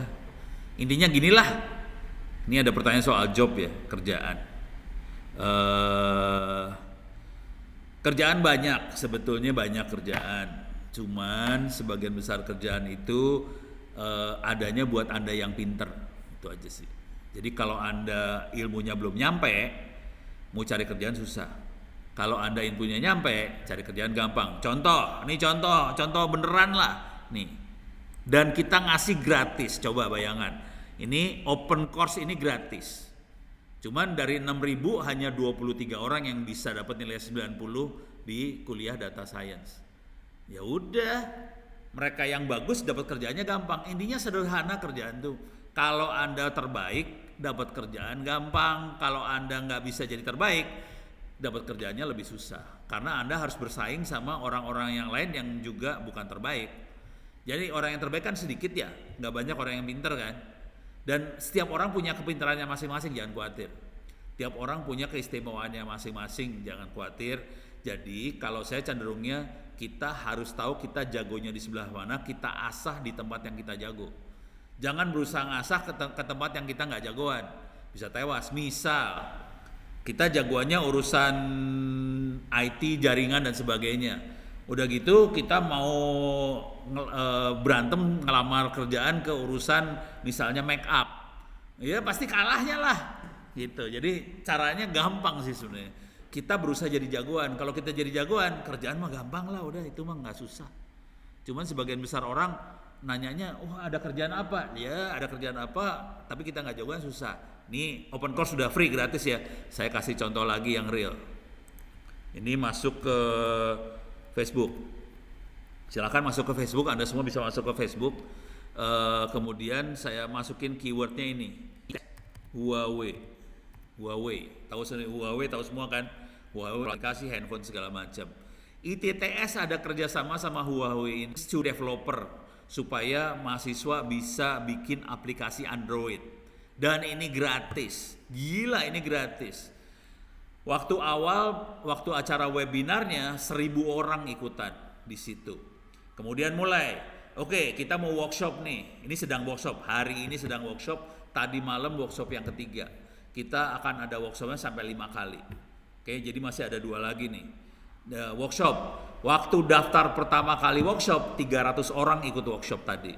Waktu workshopnya jalan, waktu workshop pertama cuma 150 orang yang ikut dari 300 cuma 150. Minggu kedua cuma 80. Tadi malam 60 orang yang ikut. Jadi ternyata rontok. Jadi masalahnya kalau saya lihat sih, ini saya ikutan workshop ini ya, jangan khawatir. Ono ikutan. Coba lihat tulisan yang ini, banyak tugasnya ada banyak. Tulisannya Ono cuma kayak gini nih. Saya baca ini. Nih ya. Oh enggak nih. Saya bacain tulisan saya lah. Nah ini nih. Ini saya tulis. Ini tulisan saya ya. Jadi tugasnya adalah bikin tulisan tentang teknologinya lah, bikin tulisan. Jadi saya ikut workshop. Saya nggak bisa programming Android, jangan khawatir. Saya ikutan. Padahal saya udah, Anda masih muda. Nih, try, ini saya percobaan dan gagal. Jadi yang saya bikin tulis, saya nulis bahwa saya gagal, gitu. Nggak apa-apa, namanya juga nggak bisa. Tulis aja, gagal. Supaya orang lain nggak ikut gagal. Selesai, tugas selesai, beres tugasnya. Kan tugasnya dari pengajarnya adalah tolong bikin tulisan. Kan dia nggak bilang tulisannya harus berhasil. Ya udah, orang saya gagal, bikin aja tulisan, gagal, selesai. Orang Indonesia sih belum apa-apa udah, ya takut, wah nggak bisa, harus bahasa Inggris. Ya bahasa Inggris juga, saya juga pakai Google Translate. Oke, jadi masalah paling besar orang Indonesia adalah pengecut sih sebenarnya. Belum apa-apa udah nggak berani, ya minta ditabokin satu-satu.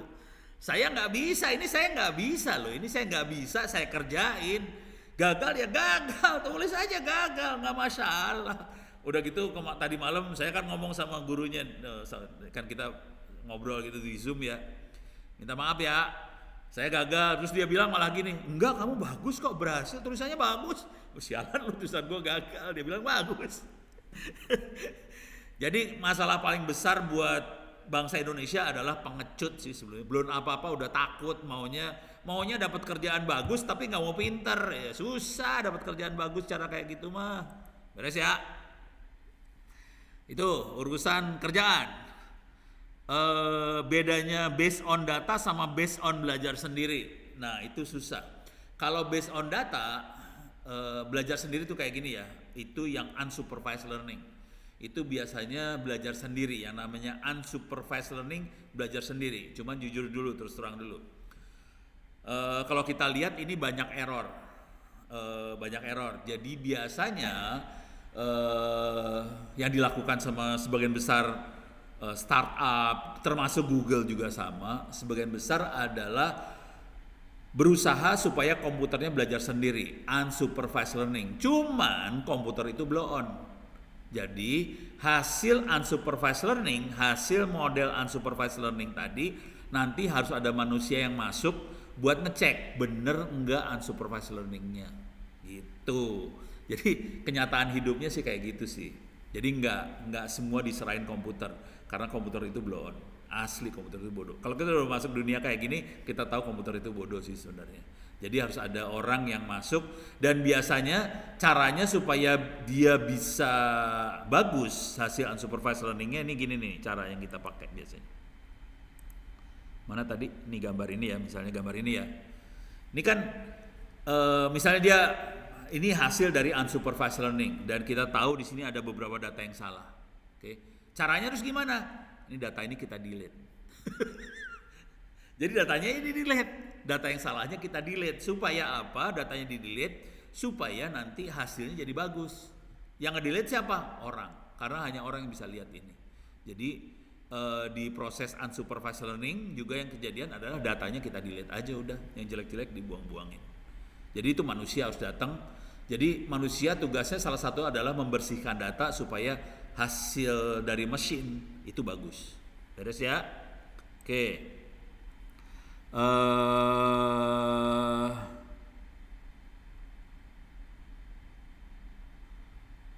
Oke, ini sekarang pertanyaan dari Ruci Tech. Ores ini saya masih baru. Apakah bisa dipadukan dengan microcontroller? Bisa sekali. Oke. Microcontroller adalah kuliah yang sekarang abis ini ya. Jadi abis ini saya kuliahnya lebih ke arah microprosesor sama microcontroller. Tujuannya microprosesor dan microcontroller ini bisa dipakai untuk Internet of Things. Kalau kita udah mainan Internet of Things, itu Internet of Things nanti saya kasih lihat secara umum aja IoT itu apa. IoT kita lihat aja. Wah, bentuknya gambar-gambar kayak ginian lagi parah lu. Ya. Masukin ke saya aja lah, ke wikinya saya lebih bagus. Oke, masuk ke IoT.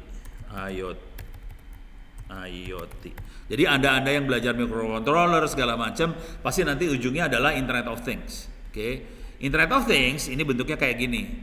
Ini ada Internet of Things, itu bentuknya adalah microcontroller, bisa pakai Arduino, bisa segala macam. Dia seringkali dipasangin ke sensor. Oke, sensor. Oke, jadi datanya diambil pakai sensor, dimasukin ke microcontroller, Arduino dan teman-temannya, dikirim lewat jaringan. Dan di sini di jaringan ini anak TKJ masuk nih. Jadi TKJ masuknya di jaringan. Di TKJ diajarin ini enggak? Internet of Things diajarin enggak? Ajarin. Pakai apa? Hah? Cuman teori ya? Dasar. Jadi Internet of Things diajarinya nanti siang jam 10 sampai jam 12 saya akan mulai ngajarin Internet of Things. Cuman yang nanti siang belum sampai Internet of Things ya. Kuliah hari ini belum sampai Internet of Things.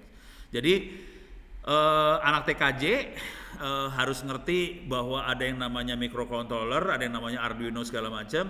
Arduino dan teman-temannya dipakai buat dapetin data dari sensor. Data sensor ini dikirim ke server. Jadi TKJ biasanya diajarinya di level yang bawah ini, di jaringan aja. Oke. Microcontroller sama server mungkin diajar juga ya. Dikumpulin di server. Bayangkan paling sederhana emang gini. Kita pasang sensor suhu di mana-mana. Oke, sensor suhu di mana-mana. Sekarang saya kasih data seperti ini ya. Ini saya kasih data nih. Ini contoh, biar kelihatan efeknya orange kemana ya. Jadi persamaan yang kita pecahkan di orange kira-kira gini, AX plus B sama dengan Y. Oke. Misalnya kita dapetin sensor suhu. Oke. Ini suhu sekarang 29 derajat Celcius. Kelembaban misalnya cuman 50%. Oke. Kemudian hasilnya cerah. Sekarang saya dapat misalnya 28 derajat Celcius, kelembapan 65%, di sini cerah.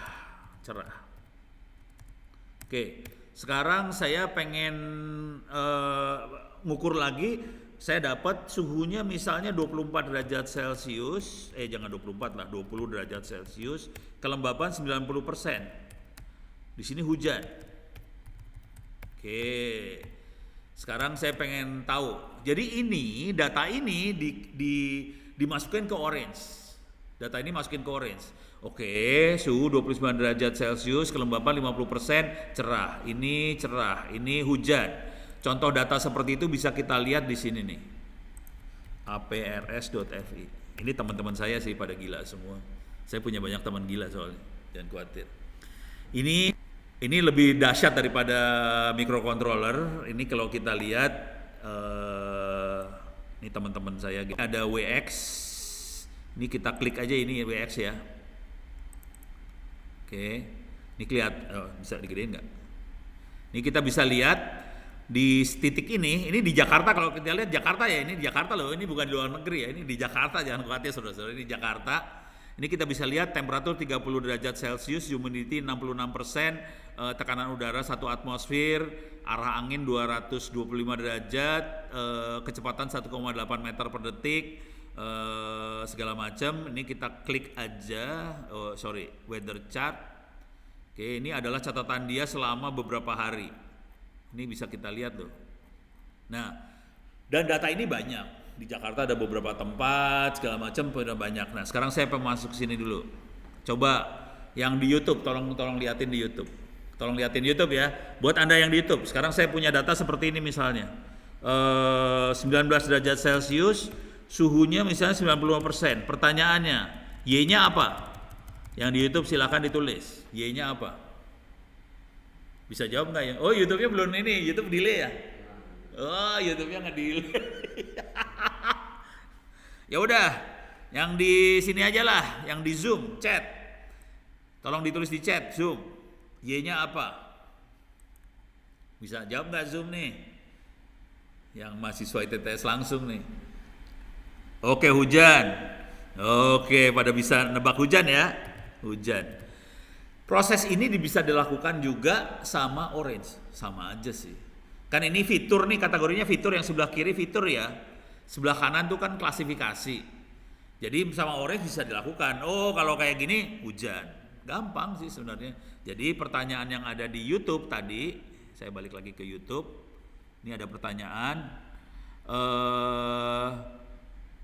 Jadi dari Ruditech tadi ya, orange ini saya baru tahu. Apakah bisa dipadukan dengan microcontroller?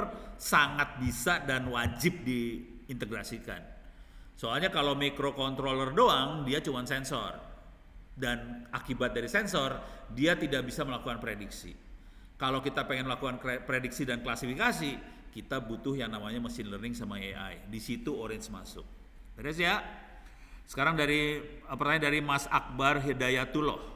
Bagaimana menentukan satu fitur mana yang paling berpengaruh dalam proses klasifikasi atau clustering? Oke, ini pertanyaan. Silahkan lihat penjelasan saya tadi pagi ya. Ini kayaknya masuknya telat. Jadi kalau ingat tadi pagi saya menjelaskan tentang fitur ranking, dan sebelum ini juga saya menjelaskan tentang PCA, Principal apa sih? Lupa singkatan dari apa. Principal apa analisis? Principal Component Analysis, PCA. Satunya lagi adalah fitur ranking. Jadi dari fitur ranking sama PCA, kalau PCA kita nggak bisa nentuin fiturnya. Paling enak pakai fitur ranking sih. Dari fitur ranking kita bisa tahu komponen mana, fitur mana yang paling dominan yang akan menentukan. Itu aja. Beres ya? Jadi silakan mundurin ininya, rekaman saya di YouTube ke awal. Dari situ kita bisa dapetin fitur mana yang berpengaruh dalam proses klasifikasi atau clustering. Sekarang Deli Anur, kalau orange-nya apakah lebih baik diinstal sendiri atau masuk ke Anaconda? Oh, ini di Linux ya. Kalau di Windows nggak usah pusing kepala soal Anaconda dan sebagainya. Orange-nya udah ngatur semuanya, Anaconda, Python segala macam udah diatur Orange. Jadi kalau Anda pakai Windows ceritanya gampang. Yang jadi masalah kalau Anda pakai Linux, harus install Anaconda dulu, baru install Orange, dan seringkali gagal. Jangan khawatir. Saya gagal. Saya sering kesulitan membuka SQL table di Orange atau nginstall NA atau apa ya? Nginstall NA di Orange.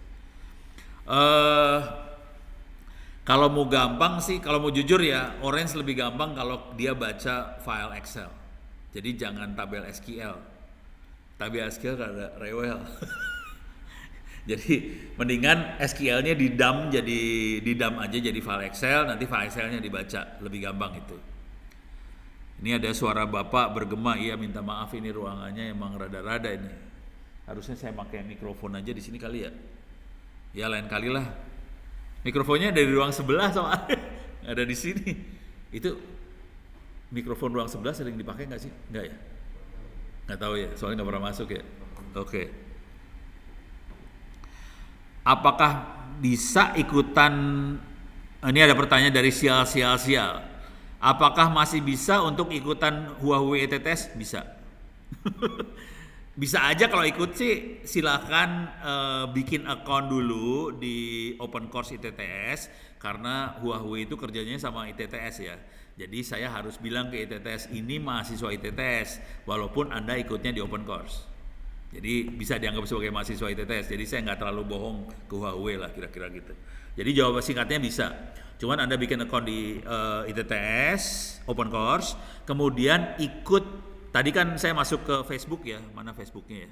Saya kasih lihat lagi mana Facebooknya. Mana Facebooknya? Ini ya. Oh ini mah artikel. Ini kali. Ini dia. Silakan masuk ke Facebook, kemudian ketik ITTS Huawei. ITTS Huawei, nanti akan kelihatan ada grup namanya Huawei Student Developer ITTS, join aja di situ. Oke. Nanti kirim email ke saya bahwa Anda sudah join ke situ. Sebelum jadi langkahnya tadi ya, pertama bikin account di Open Course ITTS, yang kedua join Huawei Student Developer ITTS, yang ketiga adalah Anda harus bikin account developer Huawei. Oke. Ini bikin account, ini masih free nih Huawei, untung Huawei masih free. Kalau Anda tunggu mungkin tahun depan atau 2 tahun lagi, kemungkinan besar untuk bikin account developer Huawei Anda akan dimintain duit. Jadi mumpung lagi free, silakan bikin account ini, masuk ke visit the website, kemudian ini ada register nih sebelah kanan nih, ada sign up. Silakan sign up. Nah ini yang jadi masalah buat mahasiswa. Kalau cuma ngasih email segala macam gampang. Nah date of birth masih gampang. Anda perlu nanti ngupload KTP sama buku bank sih sebenarnya. Jadi intinya dia pengen ngecek nama Anda benar apa kagak sih, namanya bohong atau enggak. Kalau KTP kita sebagian besar punya. Kalau buku bank, nah ini yang masalah. Banyak siswa atau mahasiswa nggak punya. Punya buku bank nggak? Nggak punya, bikin aja lah. Bikin buku bank kan free, gratis. Tapi harus ada duitnya di situ, 100.000 masukin ke bank, bikin buku bank. Nanti buku banknya aja di foto. Jadi butuh 2 dia, butuh KTP sama buku bank. Kenapa dia nggak pakai KTP doang? Soalnya dia nggak percaya sama KTP Indonesia. Jadi dia lebih percaya sama buku bank sih. Buku bank aja, nanti halaman pertama buku bank tuh ada namanya kita, ada nama banknya segala macam, buku banknya difoto, diupload. Jadi 2 informasi tadi kita bisa register jadi developer. Nanti bisa ikut. Dan ini kalau Anda berhasil nyelesain workshopnya, Anda akan dapat 2 sertifikat internasional developer Huawei gratis. Ini udah gue omongin berkali-kali, cuman banyak yang nggak ngelihat postingannya Ono, yang dilihat mah TikTok melulu, susah. Ini ada pertanyaan dari Ahmad Hidayat. Neural network itu lambat, tapi jika kita menggunakan hardware yang kencang, menurut saya, apakah neural network bisa lebih baik dari algoritma yang lain seperti KNN lainnya? kalau mau ngelihat caranya gini, jangan terlalu apa ya, jangan terlalu mengagung-agungkan neural network. Nih saya kasih lihat kenyataan hidupnya tidak seindah itu. Ini gini ya cara ngelihatnya. Ini saya remove dulu, atau ini aja ya. Ini data, nih. Jadi ini, oke, kita seru lah.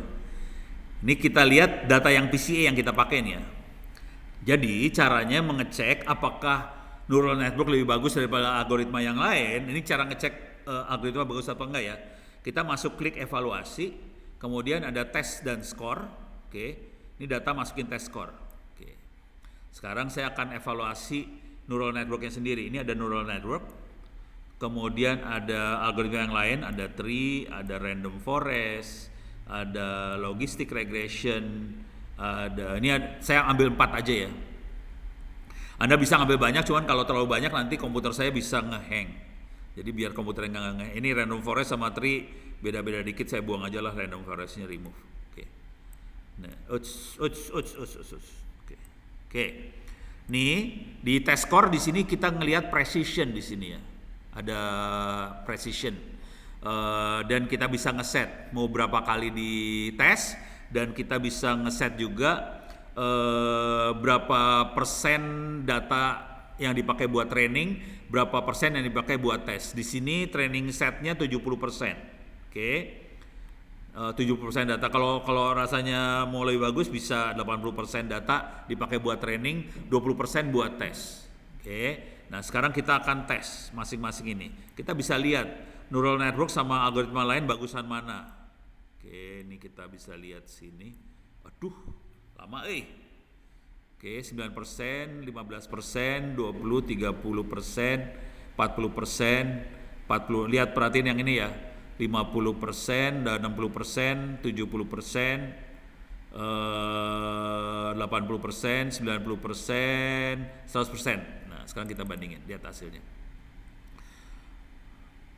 Nih, logistic regression lebih bagus daripada neural network, lihatin.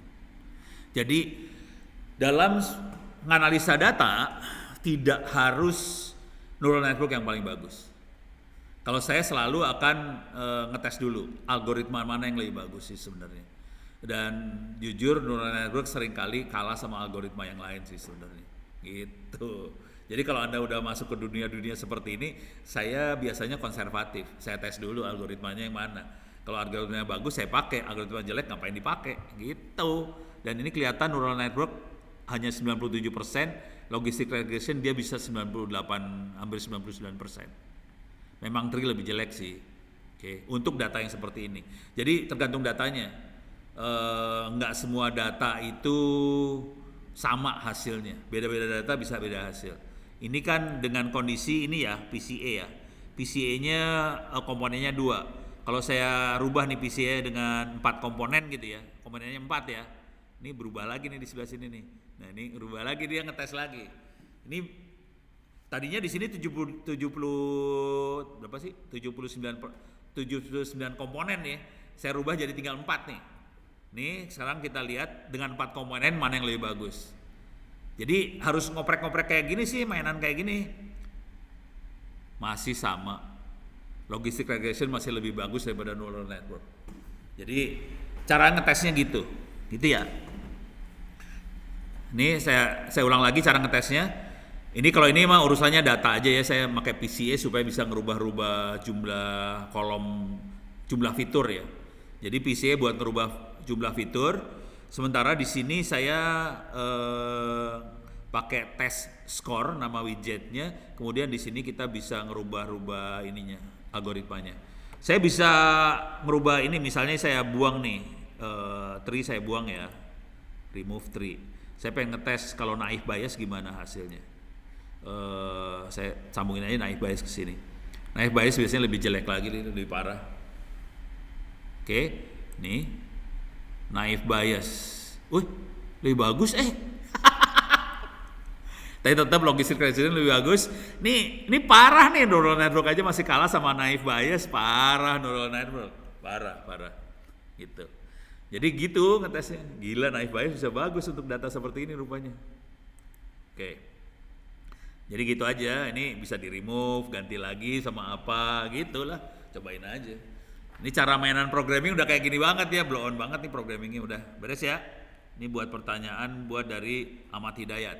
Oke, sekarang saya coba lihat lagi di YouTube. Ada pertanyaan lagi nggak di YouTube? Ini saya tutup aja ya. Ini tutup, APRS ditutup. Ini Internet of Things tutup, IoT tutup. Ini tutup. Oke, saya balik lagi ke YouTube. Ada pertanyaan nggak?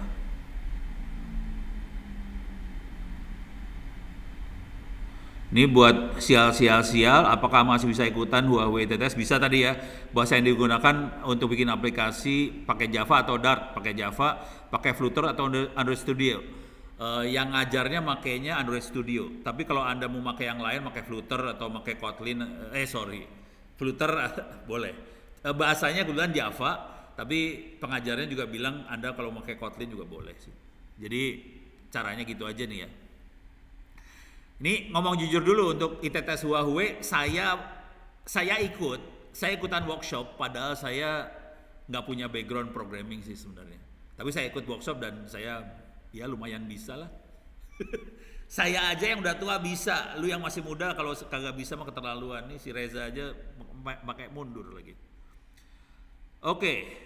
Pak, kalau server auto robot buat kontrol data center pakai jaringan USRP satelit di program di DOS Big Data bagus.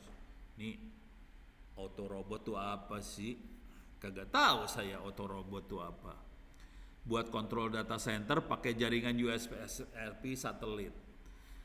Wah, ini kecampur-campur istilahnya nih. Di program buat di DOS Big Data bagus enggak? Ini nggak nyambung semua sih sebenarnya. Nih pertanyaannya bingung. Saya nggak ngerti pertanyaannya. Soalnya banyak yang nggak nyambung satu sama lain. Antara di DOS Big Data tuh agak nggak nyambung sebenarnya. Di DOS seringkali tidak berhubungan sama Big Data soalnya. Gitu ya. USRP itu tidak harus buat satelit. USRP bisa buat apa aja. Jadi tergantung USRP-nya yang mana gitu. Dan USRP juga macam-macam bentuknya ya. Ada yang full duplex, half duplex, ada yang macam-macam. Jadi ini bingung nih. Dari Fauzan Azima, saran kalau bisa sih diskusinya di Twitter aja. Kalau mau nanya, kalau bisa lebih spesifik. Sarannya sih kalau bisa belajar lagi nih kayaknya ya. Oke. Dari Heng Ian. Kalau dari D3 TI mendingan lanjut ke D4 atau S1. Kebetulan prodi saya rencana mau ganti ke D4 tapi akreditasi C.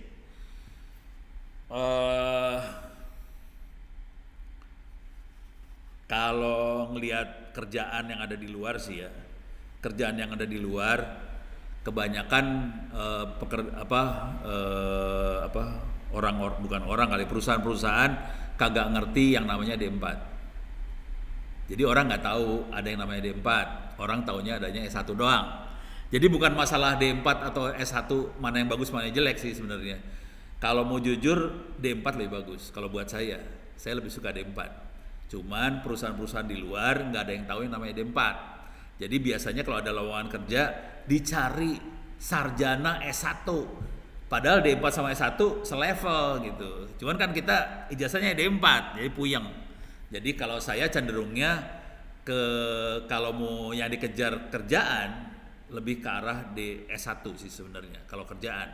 Cuman kalau jujur kalau kita kalau udah kerja beneran saya lebih suka sama anak D4 karena anaknya rata-rata lebih jago kalau gurunya bener, kalau dosennya bener.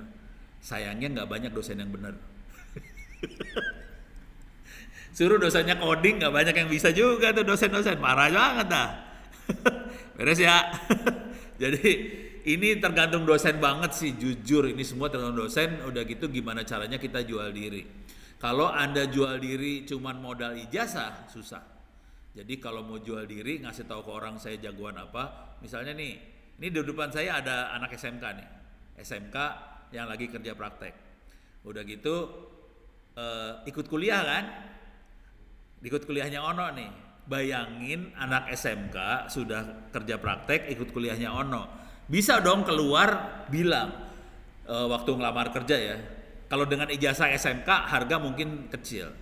Waktu keluar ngelamar kerja bilang di dalam ininya lamarannya, ini ijazah saya dan saya pernah kuliah sama Pak Ono dan saya kalau bisa ngerjain ujian di open course ya. Dan saya ngerjain ujian di open course nilainya dapat 90.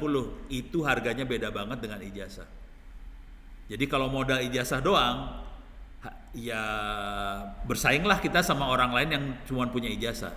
Tapi kalau kita lulus dengan ijazah plus ada sertifikat dari Ono, sertifikat dari mana, sertifikat dari Huawei, segala macam, itu harganya beda banget.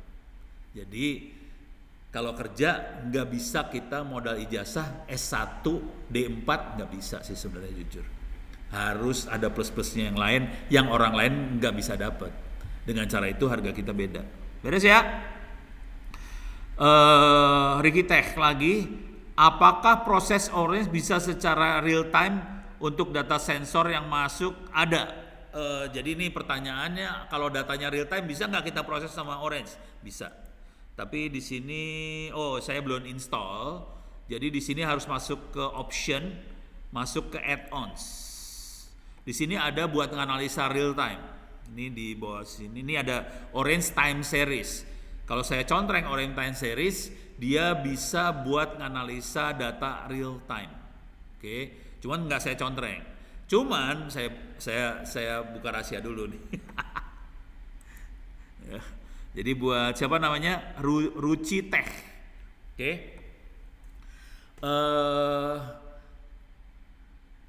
Data real time itu kalau kita pengen ngeramal data real time itu kayak kita ngeramal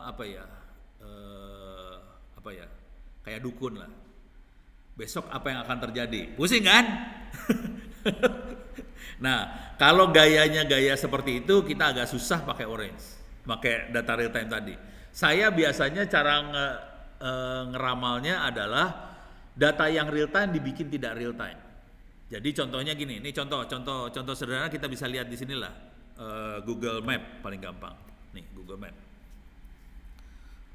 Nih Google Map ya. Ini harusnya ada kecilin. Oh ini baru loading. Oke, saya kecilin lagi. Oke. Real time adalah dia bisa ngelihat data saat ini juga bisa dilihat. Nanti 1 jam lagi, 1 jam ke belakang bisa dilihat. Sekarang saya akan aktifkan ininya. Ini saya geser nih. Buat yang pakai zoom kelihatan ada kotak hitam. Ini saya bisa lihat traffic nih.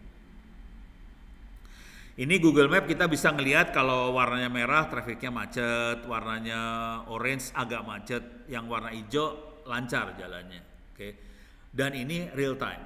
Oke. Nah, kalau kita mau melakukan prediksi besok macet atau enggak sih? Nah, ini seru kan? Besok macet atau kagak? Nih. Saya misalnya dari Tangerang ke Jakarta lah. Sorry. Saya masuk ke Tangerang. Saya pengen lihat jalur Tangerang Jakarta. Oke. Direction dari Tangerang ke Jakarta. Nih, Tangerang Jakarta. Kalau berangkat sekarang, dia sarannya lewat airport, lewat jalur ini sampai Jakarta. Dia tidak sarankan sama sekali lewat Kebonjeruk. Karena macet lewat Kebonjeruk ya. Oke. Dah. Sekarang tolong perhatikan baik-baik. Ini tulisannya Live Now. Sekarang kita pakai, dan ini si Google udah mengumpulkan history data atau ntar dulu lah history cerita. Saya cerita aja ya. Google sudah punya history sebetulnya. Besok tuh tanggal berapa? Besok tuh hari Rebo. Minggu kedua Maret hari Rebo, dan dia tanggal 16. Jadi Google udah ngumpulin datanya dari tahun lalunya dia udah tahu. Kalau hari Minggu kedua Rebo tanggal sekian, kemungkinan Jakarta seperti apa dia tahu. Jadi ini misalnya saya rubah, jangan leave now, depart at. Ini kan tanggal ini ya, 15 hari ini ya. Kelihatan macetnya kayak gini nih. Oke. Sekarang kita akan melakukan time series, analisa time series. Kita akan jadi dukun. Besok mau ada kejadian apa? Macet di mana besok? Caranya cuma gini doang. Ini kan tanggal 15 nih. Saya geser nih. Tanggal 15 saya geser ya ke tanggal 16. Tolong perhatikan macetnya. Macetnya sama nggak? Beda, warna merahnya beda ya.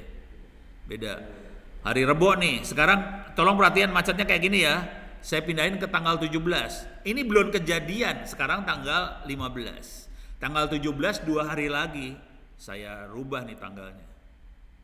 17 macetnya masih agak sama, tapi nggak merah banget.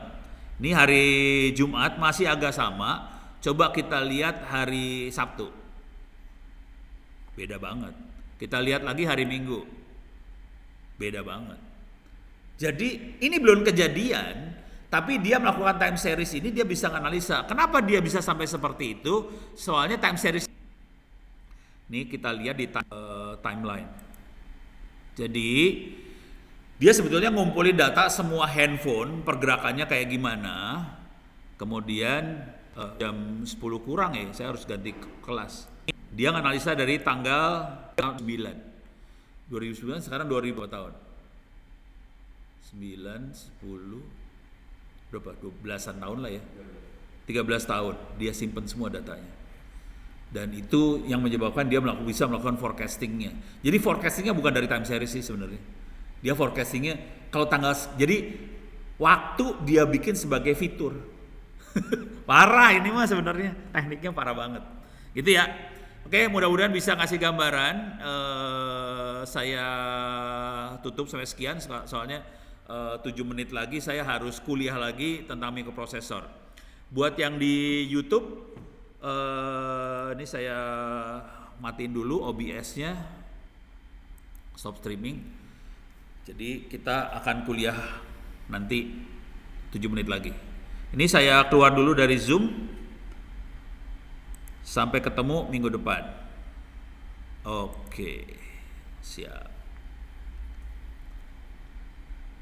Oke, ini sekarang ganti ini nih.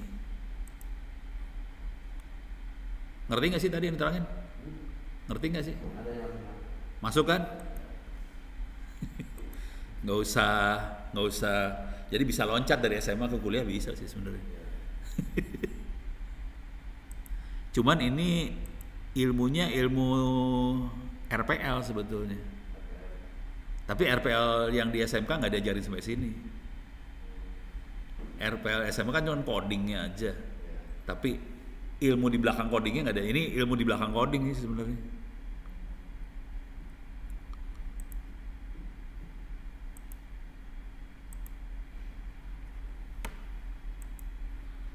Oke.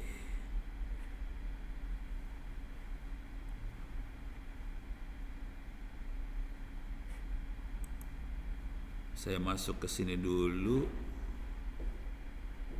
Your channel.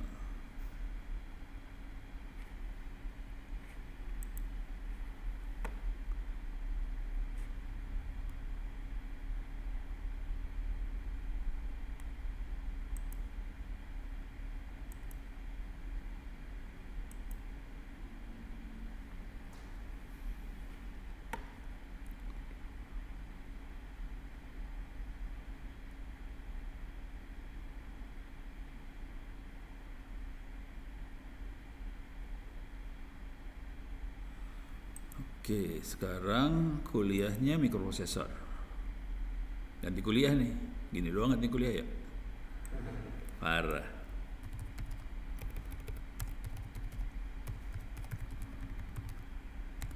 Tentang apa ya sekarang ya? Sistem operasi.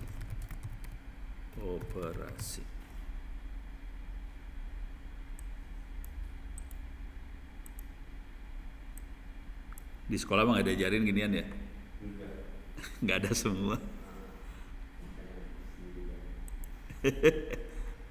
Enggak, tapi kalau udah pernah dengar kayak gini-gini kan jadi, oh dunia kayak gitu ntar. Kalau sekolah kan cuman gurunya ngomong apa ya. Orang saya besok ngajarin guru-guru besok. Guru di Jakarta. Gurunya parah, suruh bikin server nggak ada yang bisa. Rese. Udah gitu minta diajarin lagi. Rese. Ini udah, sekarang kita reset ini. Saya ambil copy.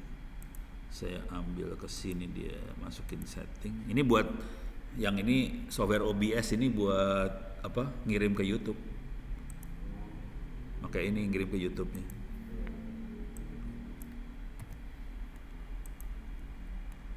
Oke. Jadi ini pakai password nih, passwordnya buat masuk YouTube sih. Barusan di set dulu.